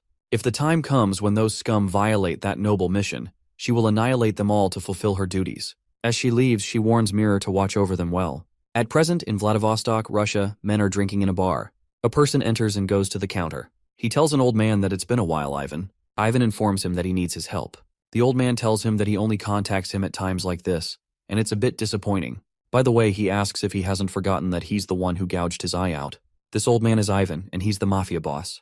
Ivan continues that he will never forget the day he lost his boss and his eye to him. 4 men from Ivan's gang put guns to the young man's head. Ivan is curious to know what guts he has coming to find him. The old man calls Suyok's name. He inquires from Suyok why he came to Russia. He remembers when Dominic informed them that it looks like they need to go to Russia because recently the Yakuza, who raided a hotel, showed signs of being vampires. So they performed autopsies, but contrary to expectations, they were all humans. A peculiar detail, however, was that drugs, seemingly related to abilities, were detected in their bodies. A month ago, the Russian branch was wiped out by the mafia, and the same drug was detected in the mafia's bodies back then too. The activities of the Nanayama Yakuza in Russia have been tracked as well, and an investigation into Anna and the drug is necessary. He has secured a place to stay so the mission can begin immediately. In the Crusade Alliance affiliate hotel, Vladivostok branch, Mirror is sitting on the sofa, and Koko is sitting on the floor like a cat right in front of Mirror. Suyok enters the room. Mirror asks him why he looks so clean, as she thought he would be back after causing a big commotion. He informs her that he has received the location of Nanayama's hideout. He already has planned the operation and will explain it right away, so she should make sure to understand. Mirror wonders how he gouged out his eye and yet gave up the information so easily. Suyok asks if she wants him to hit that business, doesn't she? The Nanayama Yakuza and Ivan are hostile forces. He continues that she should listen carefully, and after explaining his plan, she is delighted, saying that as expected from a top agent. She agrees to go along with the plan and asks what her part in it will be. She also wants to know if there was no other plan. He explains that this is the best course of action given the current situation. Mirror is not happy with her disguise, as she's wearing a wig and lenses. Suyok, looking very handsome, explains to her that it's essential for their squad, which is composed of vampires, to disguise themselves. So, does she want to go in a priest's robe while holding a great sword to a club? And considering her injuries, this was the best option. Mirror is very annoyed by her disguise. She explains that she can accept the lenses and wig, but her dress is too short and her undergarments are visible. At the entrance of the nightclub, a guard stops them and inquires about Koko's outfit, as she is wearing casual clothes, sunglasses, and slippers. The guard informs them that it makes her entry difficult according to the regulations. Mirror asks Suyak what the guard is saying, as she doesn't understand Russian. Suddenly, Koko opens her shirt zip and shows her cleavage. After seeing it, the guard allows them to enter. Mirror is surprised. Suyak confirms that everyone entered and hopes that each of them carries out their assigned task. As of this moment, the operation begins. Mirror is surprised to see the inside of the club. Men and women are engaging in degenerate activities. Mirror is upset and angrily calls them corrupted bastards. She wonders how she is supposed to blend in and what exactly she should do next. As these thoughts race through her mind, a sudden touch on her shoulder startles her. Without thinking, she shouts in surprise, invoking the name of Jesus Christ. A man stands behind her, greeting her with a smooth, "Hello, beautiful," which catches her off guard. The unexpected sound of English from him only adds to her surprise. He asks if they have a room and if she wants to come there. As Mirror wonders what to do, the man grabs her by the hand and starts dragging her to the room. She shouts at him not to touch her. On the other side, Suyak is walking in the corridors, wondering why there is no need to deploy a lot of troops, yet he can't even see a single ant. While walking, he reaches a dead end and finds out that there's no one until they reach the deepest point. He notices someone standing right behind him. When he turns back, there are a lot of men staring at him. He understands that it's a trap. Behind those men, Ivan is standing. Ivan informs him that he has been waiting for this day. Lady Katarina promised him that if he gives him to her, she will let him be the boss here in return. He warns Suyak that it would be best if he follows quietly. Ivan warns him that everyone here is equipped with silver ammo and not to worry about his girlfriend, because they have planned to give her drugs in her drink and then assault her. Ivan hopes that they must have already started the operation, and he is done. But before handing him over to Katarina, they still have something to settle. Ivan brings out his knife and wants to destroy his remaining eye. Suyak remembers when he informed Mirror that he received the location of the Nanayama Yakuza's business. She warns him that he was the one who cut his eye, and yet he gave him the information so easily. They want them to raid the place. Nanayama Yakuza and Ivan are hostile forces. Suyak understands that they would want them to think that way, and if they pretend to be deceived and go there, it will only lead to a trap where they will corner them and declare, without hesitation, that they're done. Suyak is happy that thankfully they followed his plan. Ivan is curious about what he just said. Our hero thinks that when he was assigned the mission to eliminate Anna, he did some research on them. He finds out that when they distribute their goods, they don't collaborate with other existing forces. Rather, they just absorb them. Their goods were being traded in their area. Ivan wonders if this bastard knew everything, from his organization being swallowed by Nanayama Yakuza. Ivan is worried that Suyak still can kill them. Ivan orders his men to turn that bastard into a beehive. The mafia members start shooting at him, and he runs towards Ivan and his men. Ivan, noticing he is planning to attack directly, gets scared. The whole path is littered with silver bullets, and if they land even a single shot and slow him down, Ivan notices that Suyak is deflecting the bullets with his knife. In the blink of an eye, he manages to reach his men and starts killing them one by one. Meanwhile, Koko is dancing on the dance floor, and everyone's watching her. After killing all the mafia men, Suyak informs Koko that it's time to move. He orders her to follow the smell of Mirror's blood. She jumps from the dance floor and starts running toward Mirror. Ivan warns him that he made a mistake. Ivan, who is sitting next to a wall, injured, and all his men dead, informs Suyak that it looks like he is trying to figure out what they plan to do after kidnapping women. Sending a comrade, especially a woman, right into the enemy's territory? Ivan calls him an idiot. She wouldn't know what they do before the supply. No matter what they do, by this point, his girlfriend should be unconscious, completely overwhelmed with cuteness. Suyak shoots Ivan in the shoulder and warns him, reminding him not to forget who he is and questioning if he is truly calm. This is not the time to worry about others, he says, assuring Ivan that there is no need to be concerned about her. The ones he should really be worried about are his own subordinates. When one of Ivan's men tries to touch her hand, she immediately breaks his hand and takes down all the men attempting to drag her to the room. The men standing outside the club quickly realize it's an ambush and shout to warn their friends to get down, but it's actually Mirror who attacks them. With powerful kicks, she effortlessly throws the men aside.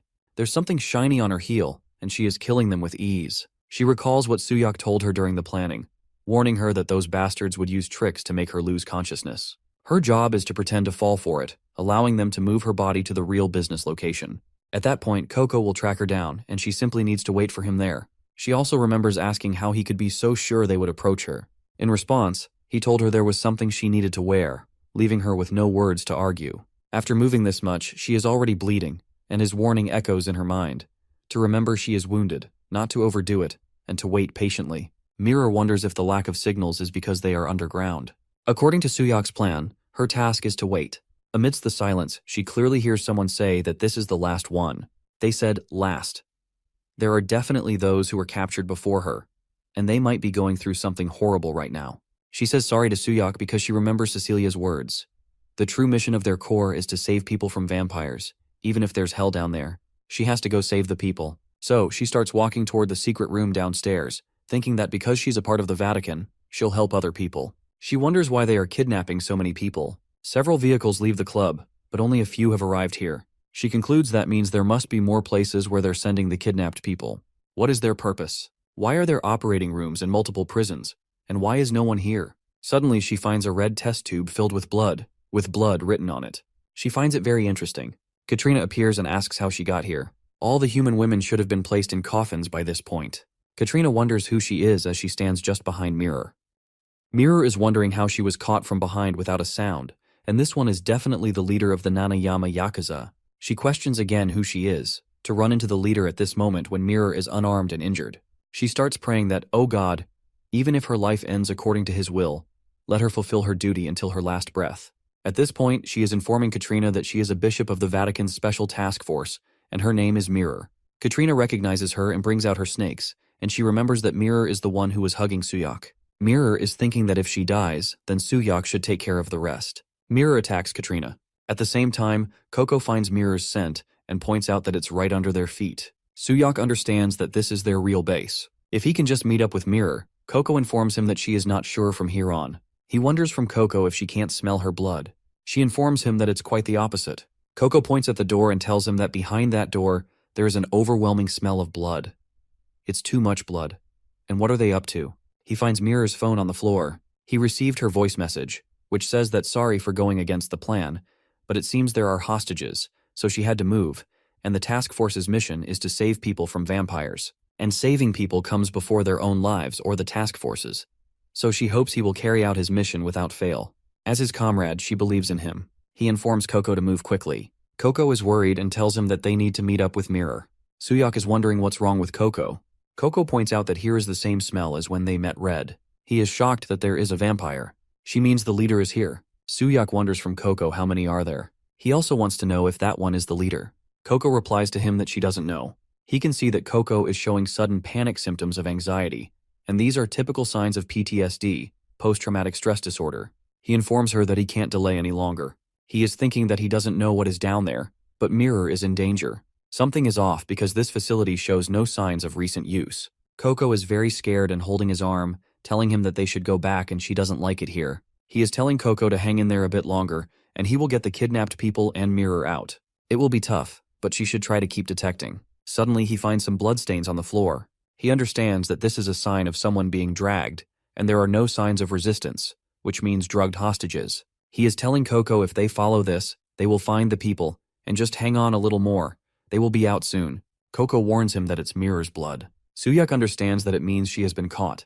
Both start running toward Mirror. He is thinking, did she run into the leader? He told her not to push herself with that injury. He is praying that she be safe. He pulls his gun out, and when he enters the room, he gets surprised to see that there are many women trapped inside large glass jars filled with liquid. He is wondering about this place. He wonders, what the hell are they doing here? Are they conducting human experiments? And why on earth are they injecting the red stuff into these girls? Koko informs him that it hurts Ayaka, and she hated the red stuff too. He is curious to know if this is where Ayaka and Koko were given the drugs. At this point he gets it. So these bastards are kidnapping people and experimenting on them to create vampires. And that drug being injected is probably the one they have been looking for. If they rescue everyone and investigate this facility, they might find out what these guys are after. But first, they need to find Mirror quickly. He orders Koko to keep looking for Mirror. Suddenly, he hears Katarina's voice, and she is saying that speaking of Mirror, maybe she's talking about her, as she is holding her up in the air with her snake. He pulls his gun on Katarina and demands to know from her what the hell she has done to Mirror. Katarina wants him to calm down because she has no plan to kill her yet. She explains to him that what she wants is not this girl's body, and she will contact him when she is ready to swap her body with his. He yells at her not to spout nonsense. Katarina warns him that they will meet again anyway, so don't follow her, and why doesn't he try saving them instead? Katarina says that since this location has been exposed, the death squad will come, and they have done all they need from here, so she is going to blow this facility sky high. She says that it's a shame, but she will see him next time. Suyok wants her to wait for him. He tells Koko to snap out of it, and she is smelling it. He says that if he chases after her at this point, he might be able to save Mirror. But even if he saves Mirror later, she doesn't plan on killing her just yet, and she will contact him when she is ready to swap with his body. He remembers these words of Katarina, and he thinks that these people will definitely die if he doesn't save them right away.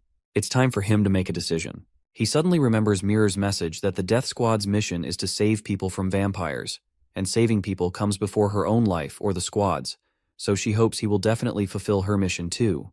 She believes in him. He is very angry and starts breaking all the glass containers, but suddenly a huge blast happens in the hall. Our hero is sitting next to a wall, thinking about Mirror and how sorry he is for her. He's very sad that Katarina managed to take Mirror with her, and now he has to save the other girls. It was a close call, and he's upset because they couldn't save anyone except one girl. He remembers that she was the only one who was looking at him from the glass container, and her eyes were red. Only she survived among the test subjects. When the blast happened, all the girls got injured, but she was the only one who recovered from her wounds quickly, and he understands that she successfully became a vampire. The girl wakes up and thanks him, but she requests that he please kill her because she was a nun serving God, and now her body has been defiled. She remembers that Suyak dropped his blood in her mouth to wake her up, and she says that if she has to live by drinking someone's blood, she doesn't want to live. She starts begging him. He informs her that they protect everyone from vampires, and they don't kill victims. At that moment, she understands. Suddenly, she takes a piece of broken glass and tries to put it in her heart. He thinks that it must be confusing to suddenly become a vampire overnight. He was there too. He talks to her while holding her hands, stopping her from killing herself. When he became a vampire, a member of the Order appeared before him, and that member gave him a reason to live again. She tried to save others' lives before her own. The life she managed to save is yours. He's sure that she will find her own reason to live for their sake, if nothing else, and encourages her not to give up. The girl is crying, throws the sharp piece of glass, jumps on him, and hugs him tightly. She cries like a child. Suyak is thinking about Mirror, that they saved at least one person, like she said, and he will save her too. Suyak thinks about her and tells her in his mind to please be safe. A few hours earlier, while Katarina stands next to the unconscious Mirror, she expresses her impatience, insisting they should just kill her. She questions why they are keeping the bishop jerk alive, arguing that since they caught her, they might as well finish her off. By doing so, they could easily lure Suyak in and capture him too. Anna, however, is the one giving orders, firmly telling Katarina to do as she says because she already has a plan. With a sharp tone, Anna warns her that unlike Katarina, she actually uses her brain, mockingly calling her a man-crazy jerk. As Anna continues speaking, Katarina, visibly irritated, cuts her off and warns her not to underestimate her. One of Katarina's snakes suddenly lunges at Anna, but Anna swiftly kills it with her bare hand, reminding Katarina that she is the one talking. Furious, Katarina repeats her warning, emphasizing that she already told her not to belittle her. Without hesitation, Katarina launches a full-scale attack, but Anna overpowers her with ease. Anna, now looking down at her, taunts her, saying she's gotten cocky just from drinking a little blood, and even remarks that she's gotten cuter while she wasn't paying attention. If it weren't for her orders, Anna claims she would have killed Katarina already. Suddenly, Katarina feels a sharp pain as a snakehead bites her leg, leaving her in disbelief. Without hesitation, she transforms one of her arms into a mass of writhing snakes, declaring that she never received such orders. With fury, she unleashes all her snakes in an all-out assault, vowing that anyone who dares to anger her will die. However, the woman remains unfazed, mockingly asking if the thing on her shoulders is just for decoration. When Katarina glances at her shoulders, she is horrified to discover that all her snakes are gone. She wonders how a mere 5th squad leader and the 3rd squad leader Lily could do this to her. Katarina understands that she's on another level. Katarina thinks that a vampire at that stage. She calls her a jerk.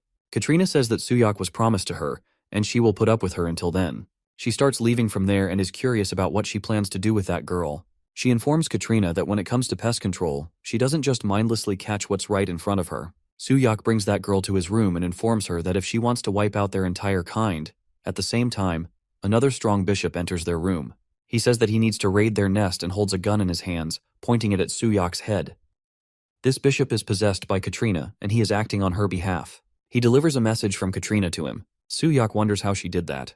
The bishop delivers the message that the woman is in a place only she knows, and he must go there tonight. The bishop throws a letter at Suyak and warns him that if he doesn't come alone, the woman will die. She will be waiting for him. After delivering the message, the bishop shoots himself in the head and dies, actually destroying the evidence. Other bishops are running toward him, wondering what he's talking about. It's clear to them that she even knows their location. Koko stares at the dead bishop and his gunshot wound. She suggests cleaning it up first. The other team members inform him that they have no choice but to follow her demands. Koko informs him that the person used by Katarina smells like Mirror.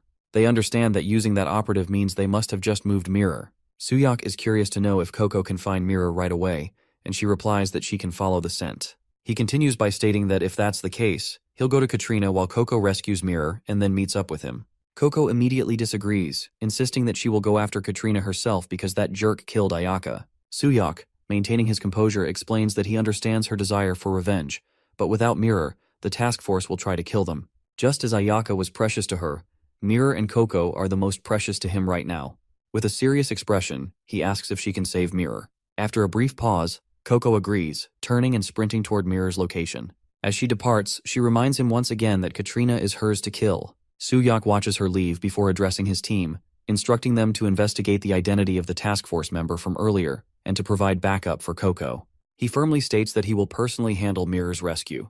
As he exits the room, he reminds his team that Mirror will decide how to deal with that vampire later. For now, their priority is to monitor her closely. His team acknowledges the order without hesitation. Turning his gaze toward the new girl, he firmly instructs her to stay put.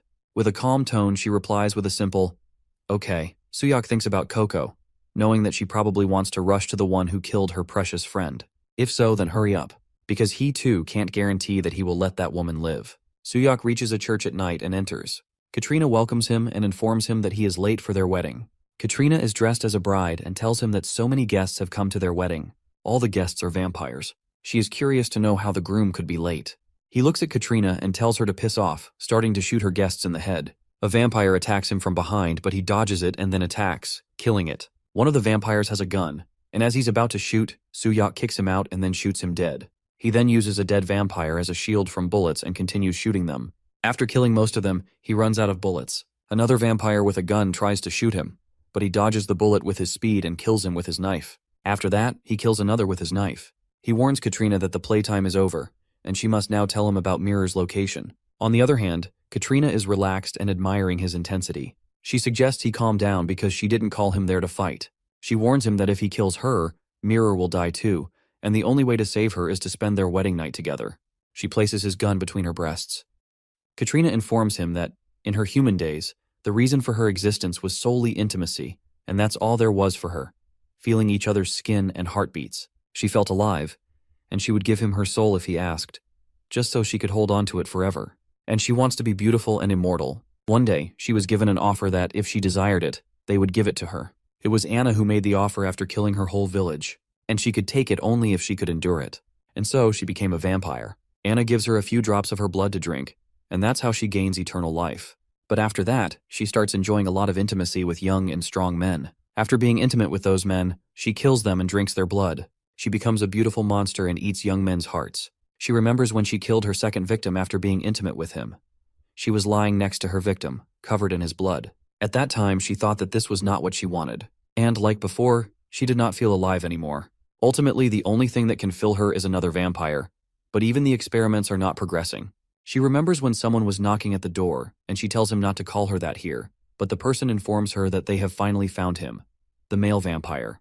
They inform her that his name is Suyok, and she wonders what kind of man he is. Because, being a vampire, he should certainly be able to satisfy her. And hopefully his face is also pretty. Katarina has a large collection of men's heads in her house, men with whom she had been intimate and then killed. She explains that eternal life is endlessly boring, so he should give up on revenge and just be with her. She says she will take the lead, and she is good at it.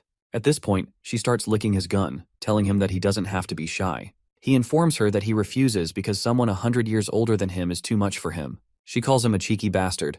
Katarina crushes his gun with her bare hands and informs him that she was going to specially make him her husband. She gets very angry and tells him that she will use him as a plaything forever. Inside a hospital, a Yakuza member informs his friends that this is Lady Katarina, and they must defend the corridor and not let anyone through, especially those Vatican guys. Suddenly, Koko enters the corridor, walking like a cat.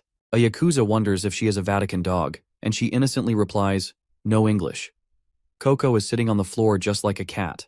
The Yakuza are talking to each other, and she looks a bit dim-witted. Suddenly, the Yakuza start shooting at Koko, but she runs so fast and attacks two of them, killing them before they can shoot a single bullet at her. She shouts at the three remaining Yakuza to stay out of her way, but these men point their guns at her and start shooting again. But Koko is very fast and energetic. She jumps in the air and kills all three of them in the blink of an eye. Soon she enters the operating theater, where a doctor is informing his team to secure as many as possible because this is an important sample. Koko shouts that she found Mirror. Mirror is in a special care center, and the doctor demands to know what she is doing and tells her to get out immediately. But Koko refuses to obey and knocks him out with a single punch. At this point, Koko is carrying Mirror on her back and trying to leave the hospital. Other doctors say they can't let her take it. Koko is thinking that she has to leave quickly. If it weren't for Suyok, she remembers when he told her that he understands she wants revenge. But right now, Mirror and she are the most precious to him, and she needs to save Mirror and come to him. She also remembers when she told him not to forget that she is the one who will kill Katarina. Suddenly, a woman calls Koko's name and wonders if she remembers her because it's been a long time since they last met. She asks if Koko is trying to take that, and if she is, she should ask for permission when taking something that belongs to others. Koko wonders about the identity of that woman. Katrina's snakes are trying to reach our protagonist, but he is shooting them down one by one. He is thinking that it's just like back then. She plans to hold on until he gets tired because the naked heads reappear again and again, and this way, he will just be worn down. But he keeps shooting the snakes. Katrina is saying that he's shooting into thin air and looks like he's getting desperate. With the rising poisonous fog and the constantly approaching snakes, both his mind and body must be at their limits. And this is precisely the perfect time to hunt. There's no use in struggling for him because he is already hers. Suyok informs her that she fell for it. She wonders what he means.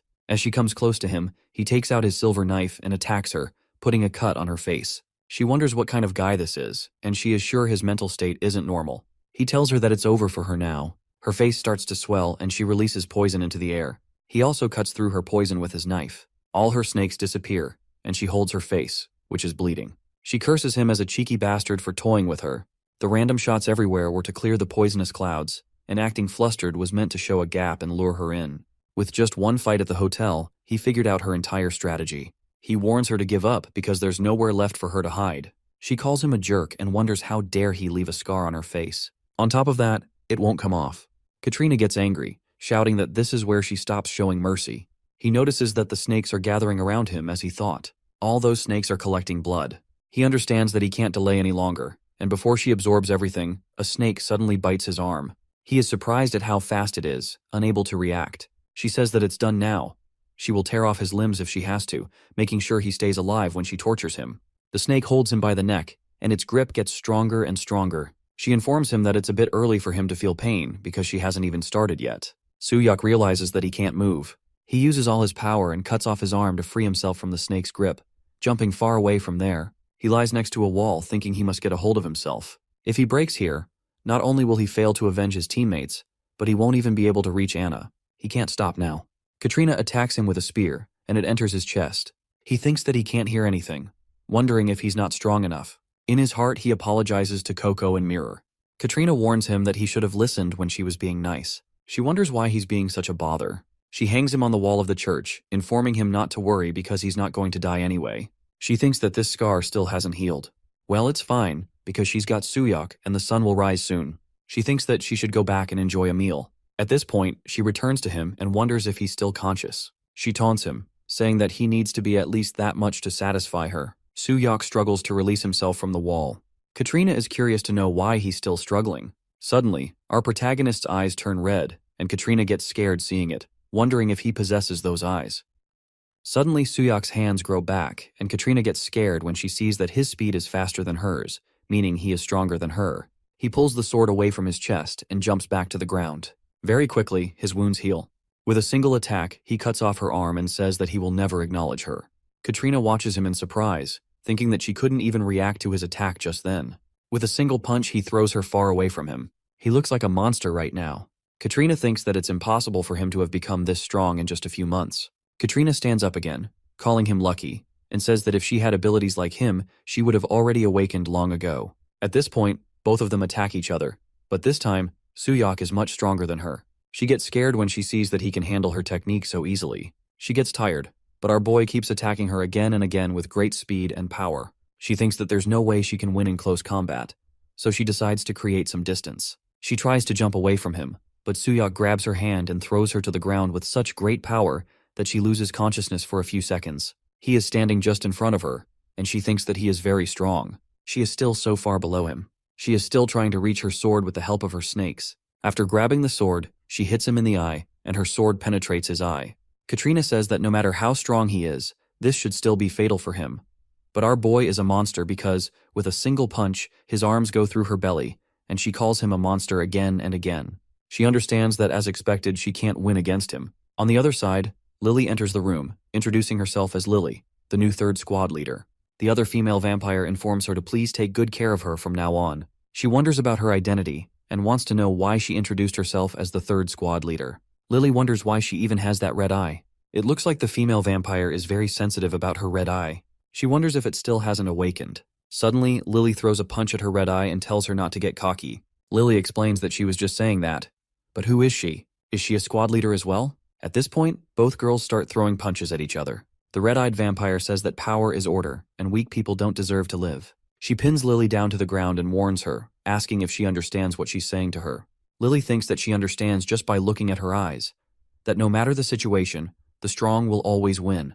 In the church, Katarina and Suyok are still fighting. Suyok is giving her a strong beating, but suddenly she calls him an insolent brat and shouts at him not to look down on her with those eyes. She attacks him with all her snakes at once and throws him far away from her. She thinks that it's been a long time since she used this power of hers. Our boy gets up again, while Katarina says that she doesn't like using this because it makes her look ugly.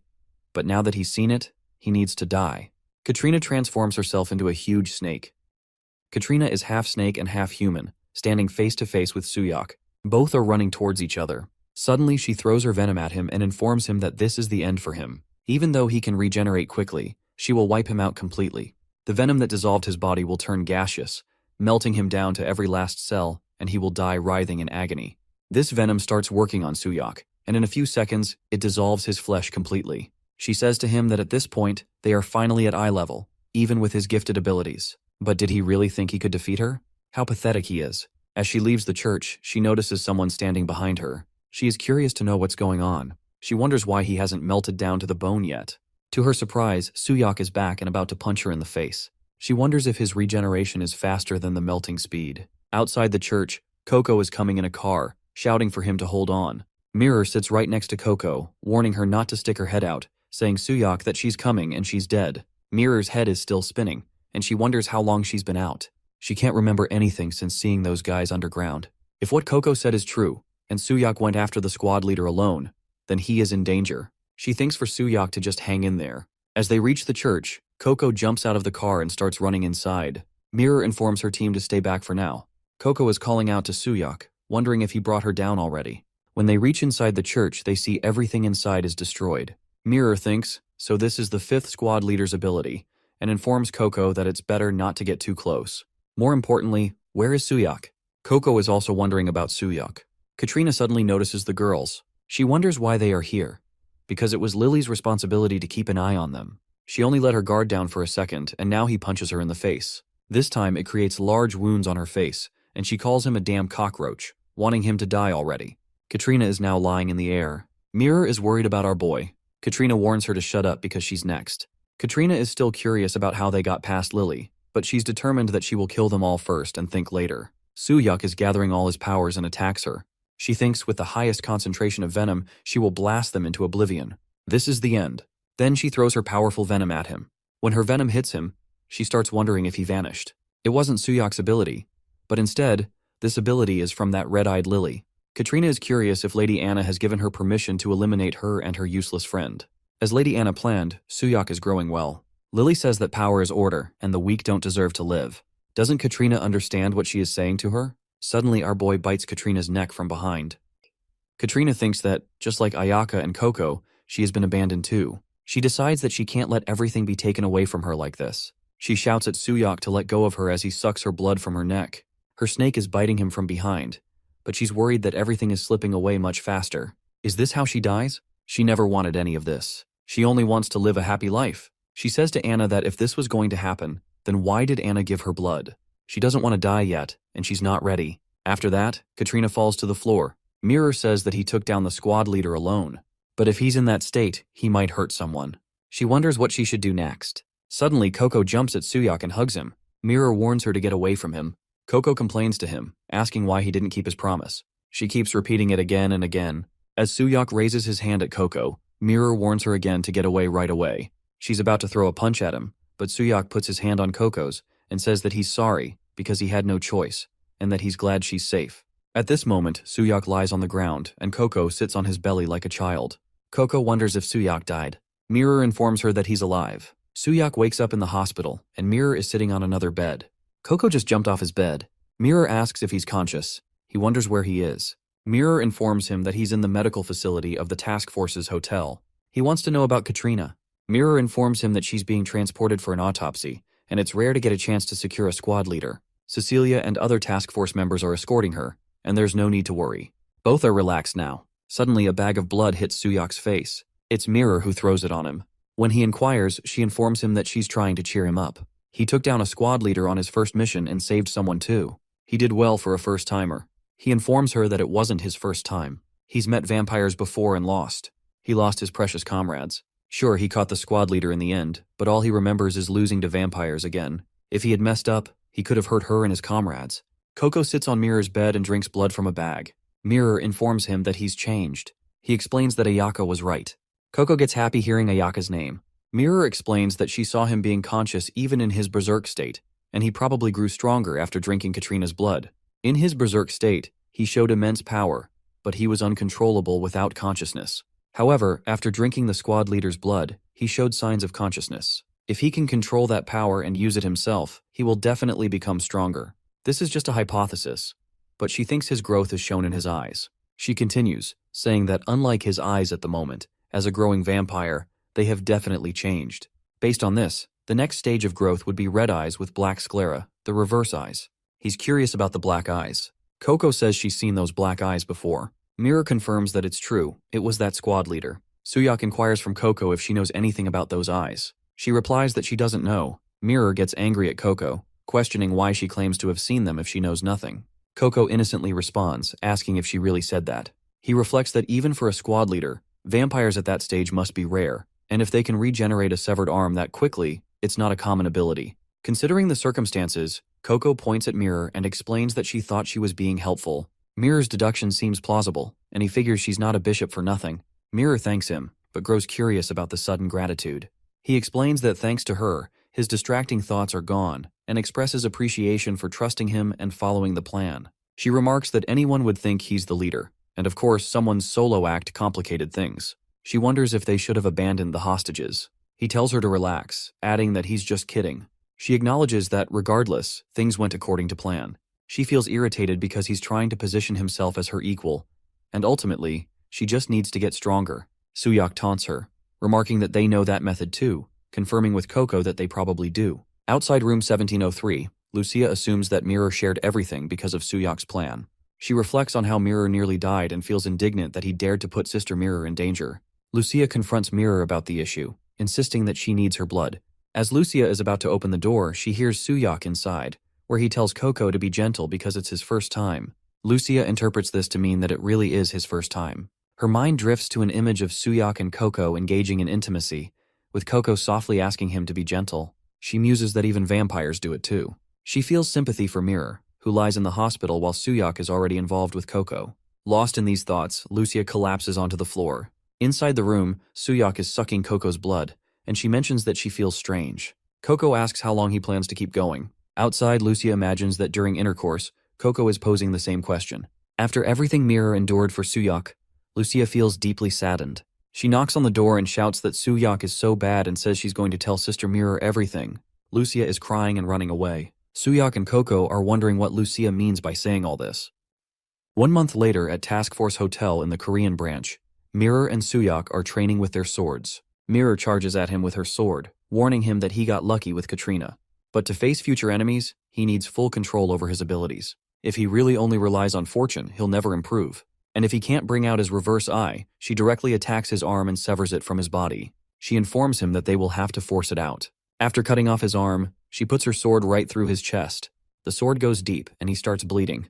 Mirror tells him that based on when his reverse eye appeared, the likely trigger is blood depletion. He'll soon lose consciousness. Lucia and Koko are watching Mirror cut off Suyak's arm. He's sitting on the floor, bleeding heavily. Mirror informs him that if he wants to control the reverse eye, he just needs to hang in there. At this moment, Mirror looks worried as he falls to the ground, and it seems like he's about to die. After a few seconds, Suyak gets up. This time he has gained his reverse eyes. His eyes are red, and he roars like a lion at Mirror. She's not impressed at all, calling it another failure. Suddenly, His arm regenerates, and he starts charging at Mirror with killer aggression. Quickly, Lucia creates a protective wall around him, forcing him to stay inside. Mirror observes him, and when he starts looking normal, she informs him that he's awake now. Lucia asks Mirror about the number of failures today. Mirror confirms that it's number 10. Lucia shows her concern that they're running out of blood packs and wonders if it's really okay to keep going like this. Suyok says that he needs to get the reverse eye under control before the next mission. Mirror is concerned about their next mission, and advises that to avoid leaking information, Katarina destroyed all her labs in Russia. But before that, she seems to have moved all her drugs and test subjects abroad. The task force has already started tracking her, and once they secure the location, their squad will be deployed. Lucia wonders, speaking of test subjects, if she remembers the nun they rescued was Russian. Suyok feels sad remembering that innocent girl. Bishop Dominic advises that even though she is a vampire, they determined she is not dangerous. Dominic agreed to take care of her until they confirm her church records. As she was leaving, the nun asked to tell them both that she was very thankful for saving her life and giving her a new life. While saying this, she starts crying. Suyok thinks that saving a life is great, but if he had been stronger, he could have saved more lives that day. There were many other girls in that laboratory, and Mirror would have been safe, and Katarina wouldn't have been able to take her that day. He warns them that the next enemy will be stronger than Katarina, so he has to get stronger. Suyok is ready for more training with Mirror. Mirror is happy to see his determination and says she loves his fighting spirit. This time, he attacks Mirror first, and she counters with her sword. Koko is getting very bored while watching them fight for so long. After the training session, Suyok and Koko are in their bedroom, lying on their beds. He's thanking Koko for her hard work every time. Koko replies that it's really nothing. Koko wonders why he's asking her to take off her clothes. Suyok informs her that this way he can feel her better. Koko is completely nude, lying on the bed with Suyok on top of her. They're holding each other. He tells Koko that he's sorry. Koko wonders what he's talking about. He explains that he went after Katarina alone, because she must have wanted to kill Katarina more than anyone, but he sent her to save Mirror instead. Koko understands and remains calm. Now Koko informs him that she has a favor to ask. Suyok wonders what kind of favor she wants from him. Suddenly, Koko pushes him onto the bed with great force, and he wonders what she's doing. Now, Koko is sitting on top of him, telling him that she wants to suck too. Suyok is surprised to hear that because before this, he was sucking Koko's blood. Koko tells him that he went to Katarina alone. She was really angry, but if she had gone to Katarina, she would have died right away because Katarina was much stronger and more dangerous than her. Koko demands that she get stronger too. She reminds him that he had said Mirror and Koko are precious to him, so she will make an exception for him. She'll make him her underling and protect him. Koko is very excited while talking to Suyok. Suyok thinks that after seeing his fight with Katarina, did she feel powerless? Even with her enemy right in front of her, she must have felt frustrated, unable to do anything. So those words mean she will make him her friend. He wonders if that's true. He decides to allow Koko to suck his blood, so he informs her that she can now suck his blood because they're already friends. He tells her to go ahead and start sucking. At first, Koko is surprised, but then she becomes very happy. She's thinking about how grateful she is for his permission. Koko goes straight to his neck and starts sucking his blood from there. Now Koko is lying on top of him, sucking his blood. Suyok is thinking that sharing his blood might slow his growth, but it's alright because they're friends now. Koko is holding him while lying on top of him and sucking his blood. Outside their room, Lucia hears Koko sucking his blood. She thinks about the conversation between Koko and Suyok, where he allows her to suck his blood by saying she wants to. So go ahead. Lucia's nose starts bleeding again, thinking about what on earth is going on here. On the other side, doctors are examining Katarina's body and are surprised to find that her vital organs are missing. They soon discover that this is not a corpse, and the 5th squad leader is alive somewhere. The doctor quickly informs his assistant to contact Lady Cecilia. Outside the hospital, a masked young lady is walking toward the security guards. One of the guards notices her and inquires about the kid. The guard orders her to leave, saying this isn't a place for her to wander into. She replies to the guard to shut up. The guards are scared to see her eyes. She demands that they inform their boss right now that Katarina is here. Her eyes are bright red and glowing in the darkness. The guards take Katarina to their boss. Inside a room, a female vampire asks who is there and informs Katarina that she has changed a lot since the last time they met. That vampire is Nanayama Yakuza 4th Squad Vice Captain, and her name is Natalie. Another vampire warns Katarina that she always told her not to get cocky by relying only on vampire abilities. She is Nanayama Yakuza 4th Squad Vice Captain, and her name is Berenice. The third female vampire informs her that she needs to train her body too, as she is a very muscular girl. She is Nanayama Yakuza 4th Squad Leader, and her name is Abigail. Katarina shouts at them and tells them to shut up. She continues, saying that if it wasn't for Lily, this wouldn't have happened. Actually, at this moment, Katarina has turned into a child after losing to Suyok. As she is Nanayama Yakuza 5th squad leader, she explains that she almost died from having all her blood drained, but barely managed to escape by hiding in the poison mist. Abigail inquires if Katarina is here, then who is in the lab in Russia? Katarina explains that Katrina Nim blew it up. Berenice informs her that there was an order from Anna to destroy all facilities and eliminate evidence, and all data is being transferred to her lab. Abigail confirms that she understands. Katrina informs them that every time she sees him, he is so competent, and more about him is that he was the one who created Bloody Snow. Abigail confirms that, of course, she personally picked him as her subordinate, and they are all elites. Suddenly, Natalie gets so close to Katrina that her saliva falls on Katrina's head. She wonders about the elites. Berenice guesses that it's fascinating to see her shrunk and wonders why she is here, and if Ayaka is near her. Curious to know if it's true. Katrina confirms it and requests Natalie to get her head off of her as she is dropping saliva on her head. After that, Katrina informs Abigail that her disciple Ayaka is dead. After hearing that, Abigail gets very angry and wants to know about her killer. Katrina informs her who else could it be, the one who did this to her. Katrina warns them that he is targeting the squad leaders, and since he attacked her, they are probably next. Abigail wonders if they shouldn't take some measures. Katrina understands that surely she would want to avenge her disciple, but actually, she killed her. She informs them that after Suyak did this to her, they must understand that she would be safe. Katrina knows it very well that, unlike her, Abigail is a battle weapon who has been through countless wars. She is a living weapon, and Katrina wants to use her to kill Suyak. An anonym, she wants to completely ruin that jerk Anna's plans. Abigail says that it doesn't matter because she is not going to avenge her, because he killed her disciple, and anyone can die on the battlefield. Ayaka died because she was weak. Rather than attacking recklessly, it is more advantageous to defend here. Katrina is getting angry, thinking why this battle-crazed maniac considers Anna's order the priority here. Katrina tells them that then it doesn't matter. Natalie inquires from Katrina if that guy was really that strong. She explains that it's not that he was strong, but she just didn't expect it because he is a newly turned vampire. Abigail is curious and asks if she didn't think he would have those red eyes. She needs confirmation that it wasn't the bishop who got her. Katrina replies, when did she ever say that? Suddenly, Abigail gets very aggressive with Katrina and grabs her by the neck. Katrina wonders why she is suddenly doing this, but Abigail is angry and orders her to shut up and just answer her questions. She wants to know Suyak's location. On the other side, Mirror is surprised to know that Katrina is alive. Lucia confirms that news to her, saying that it's the autopsy results Cecilia uploaded. Mirror can't believe it, as they all saw it together. Koko is also shocked to know that Katrina is still alive. Mirror explains to him that now he comes to think of it, he said that he couldn't use Katrina's ability.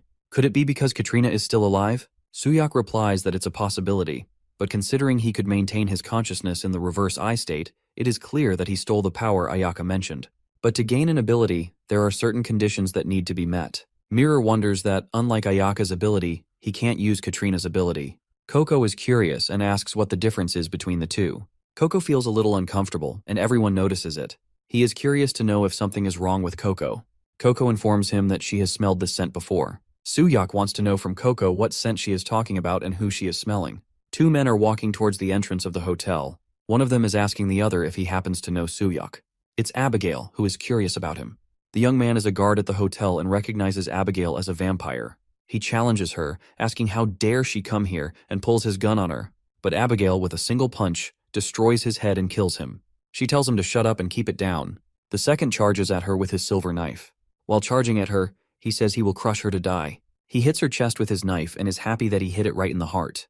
But the knife doesn't penetrate her skin. She wonders what he is doing, holds his knife from its edge, and informs him that she is not interested in small fry. With her strong grip, she breaks his knife into small pieces. Now she demands answers to her questions from him.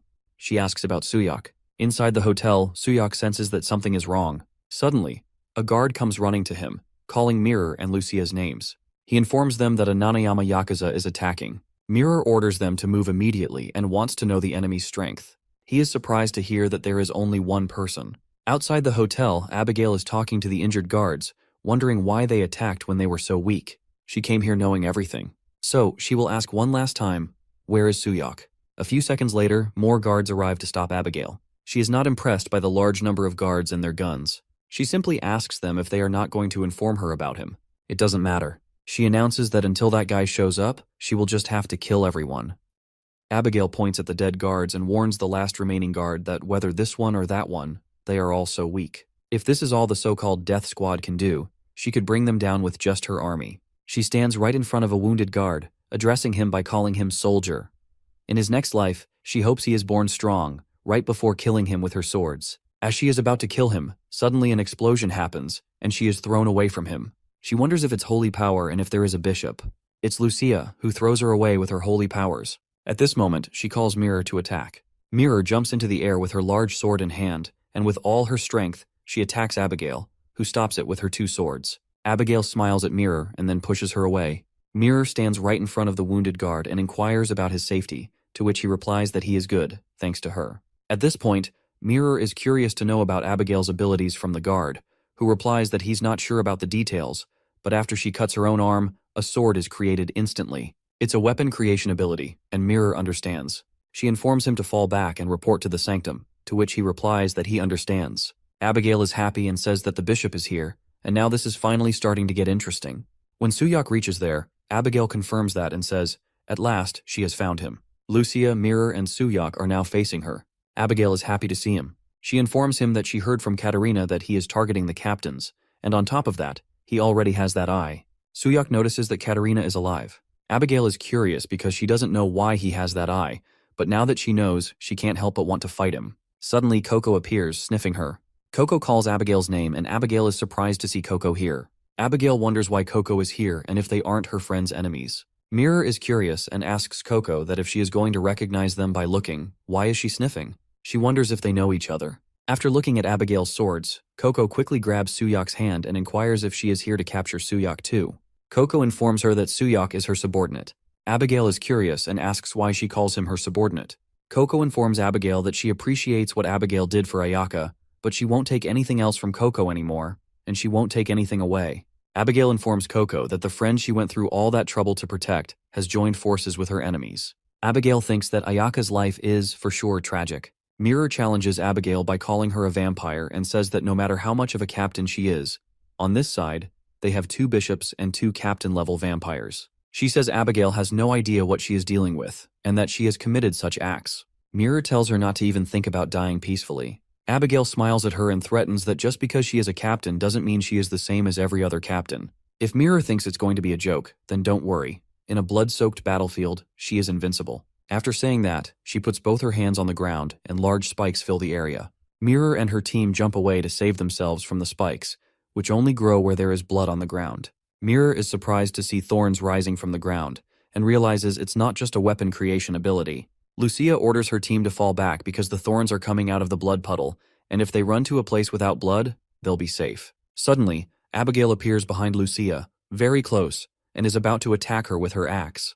Abigail manages to hit Lucia with her axe and injure her. Mirror is shocked to see her friend being injured. Abigail tells Lucia that her observation skills were good, but she should have controlled the distance better. Abigail asks who's next. Mirror gets very angry and says she dares not harm Lucia. Suddenly, Koko jumps and holds Abigail from behind, giving Suyak the perfect chance to attack. He quickly hits Abigail with his knife and knocks her out. Mirror calls Abigail a bastard and informs Suyak about the danger, but he tells Mirror to calm down. If she doesn't, she will end up like her. He tells her he will buy them some time, so she should take care of Lucia first. Lucia lies on the floor, bleeding and about to lose her senses. Mirror tells Lucia to stay awake. Mirror looks at Lucia as she is losing a lot of blood and thinks this is bad because the wound is too deep and the bleeding is too severe. Mirror puts her hand on Lucia's wound and uses her holy powers to try to heal it. She says she will try to stop the bleeding as much as possible with her divine power, but it will only delay death. At this stage, until reinforcements arrive, Suyak has to buy time. He thinks he hit Abigail just in case, but now it's confirmed. He hasn't awakened yet. It seems like it only manifested once, and she was hoping to fight someone strong for once. Suyak wonders what she means by awakening. Abigail smiles and informs him that from now on, she will kill every human in this hotel. Suyak is surprised to hear that. He understands that showing that eye means he has used his awakening ability. Abigail informs him that if he wants to stop her, he will have to use that ability somehow. Abigail is walking towards the mirror and informing her that she should start with the sword-wielding bishop. Suyak is thinking about her, how she's a formidable opponent due to her tough skin. Even silver knives don't work, and his blade cracks when it hits her. Suyak thinks that, as expected, he has no choice but to use that. No, if he messes up, he could hurt Lucia. Until backup arrives, they have no choice but to buy time. So, he informs Koko to attack her. He and Koko both charge at Abigail. She warns Koko that if she isn't going to take this seriously, she should step aside because she's not interested. Koko is serious and leaps at her. After striking Abigail, she jumps away. Both Abigail and Suyak are fascinated by Koko's speed. Suyak wonders if it's because she absorbed blood compared to when he first saw her. She's gotten much faster. It looks like she's everywhere, surrounding Abigail from all directions. Abigail starts gathering her dark powers. Suyak decides that he and Koko will take her down together, so he attacks her too. She attacks Suyak with her weapon, but he stops it with his arm. He grabs her weapon from her and punches her so hard that it knocks her out. Abigail is surprised to find out that he knows Krav Maga. She tries to block his next punch with both hands and her weapon, but instead of a punch, Suyak throws a hard kick at her face, sending her flying far away from him. She barely manages to stabilize herself. Suyak is confident that he can handle this. He thinks her main ability is weapon formation, and if the fighting style she used just now belongs to humans, then he won't lose to a human opponent. He's confident he can definitely win. At this moment, Abigail attacks him with her magical weapon, and he dodges her. Suyak observes that her movements are different from before.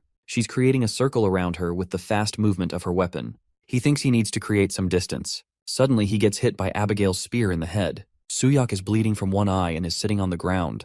He quickly realizes that she wasn't fighting seriously until now. Abigail warns him again that this is his choice. The battle belongs to the strong, and she's not interested in someone who can't control their own power. From the side, Koko attacks her, and surprisingly this time, Abigail stops her with her hand and throws Koko away very easily. Koko shouts at her that she won't forgive her for bullying Suyak. Koko attacks Abigail again from behind, but Abigail informs her that she's certainly gotten faster. However, her patterns are predictable, and she holds her spear right in front of Koko. As Koko jumps at her, she fears that she's going to get stabbed by the spear. But suddenly Suyak pushes Koko away from the spear and saves her life. Koko thinks she's going to die. This time, while saving Koko, Suyak gets stabbed in the chest. Abigail asks him that even after all this, he still can't use it. Her spear goes straight through his chest, and he's now on his knees. Abigail calls him a boring guy. Suyak lies unconscious on the ground. Koko is sitting next to him, crying and begging him to wake up. Abigail walks away, repeatedly calling for Suyak to get up. Suddenly, Suyak gets up, and Koko becomes very happy. He informs Koko to take care of Lucia and Mirror and stay far away from him because he's in his monster mood now.